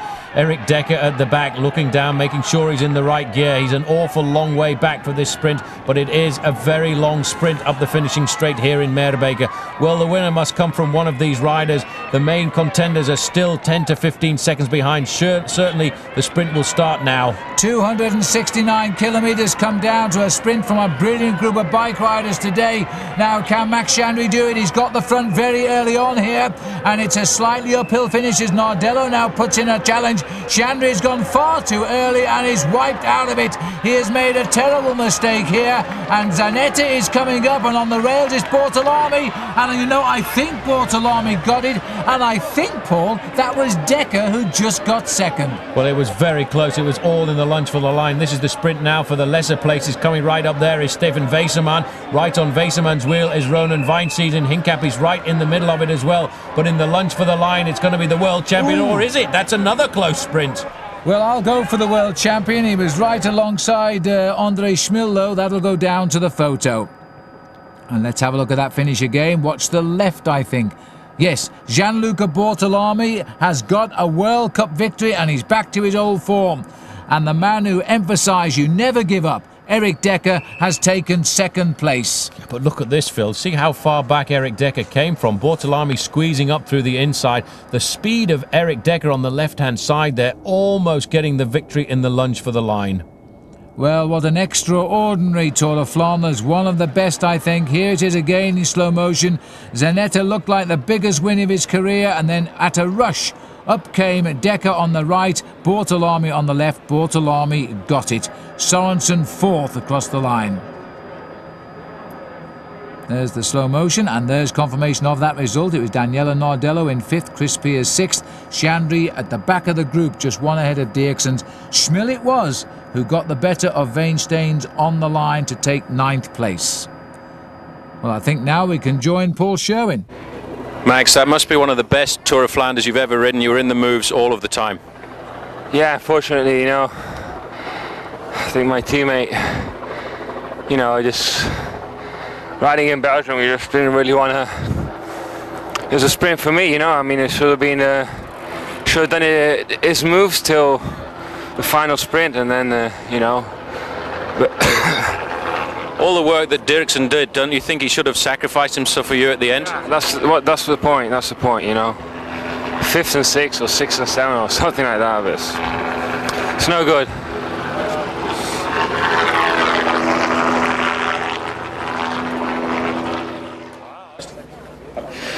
Well, George, the team did an excellent job for you today, but that group that you were with behind, it was a little bit strange, the tactics at times. Yeah, yeah, I couldn't. If I felt like today, I went every time there was a hard selection on any climb. I was there, and the one that I missed was something that went on the flats. We didn't really expect it, so I don't think I wasn't in the final breakaway for lack of effort and for lack of strength. I was amongst the strongest today. I felt I was one of the strongest, and the team was one of the strongest teams in the race today. We were at the front all day, but it was a shame we didn't catch those 8 guys at the end. But I feel good, and I think I'm going to be very good in Roubaix and get Wevelgem. A performance like today, does that give you good morale for next weekend for Paris-Roubaix, because that is a very important rendezvous for you? Yeah, it's definitely an important rendezvous, but today was also very important for the team. and we wanted a better result. I'm happy with the way I felt, though. I know I rode a good race, and I was strong and felt good all day. So I just hope to have good luck and have the same legs in Roubaix. Very good ride by Christian Velde. Yeah, Christian's been doing great all year. It was great to have him up in the breakaway, and then he tried to help me at the end to close the gap. So Christian did a super job, and expect to see him in the front in Liège. Well, Christian, a great ride today there in Tour of Flanders, and it must have felt magnificent being at the front with all those big names. Yeah, we had some big names and a big group, actually, and I was just always worried was kind of where the whereabouts of George was. That was our biggest priority, and I just tried to keep myself in the front as our group was changing from people from behind and leaving people that we had earlier. And I just wish I would have had a little bit more at the end to help George out and bridge that gap. And I think it might have been a little bit of a different story. But yeah, we were really happy. We had probably the strongest team today, and just really couldn't put it together and put someone in the front. But next weekend, maybe a little bit better team sorted for Paris-Roubaix with George, who knows he could do really well. And again, we're going to be working 100% for him, and hopefully we'll get out on the podium, US Postal. Well, US Postal has really become one of the teams of the classics now. With the explosion of Mappé and the formation of Domo, you're one of the teams that are right there all of the time. Yeah, it really has changed things with the splitting of the unbeatable teams like the Bulls getting all split up, and we're happy to squeak in there. You know, we're always underdogs, and I hope to stay that way. I'd like to be that under. Well, the Belgian television today were very complimentary about you and your Belgian background with the name Van der Velde.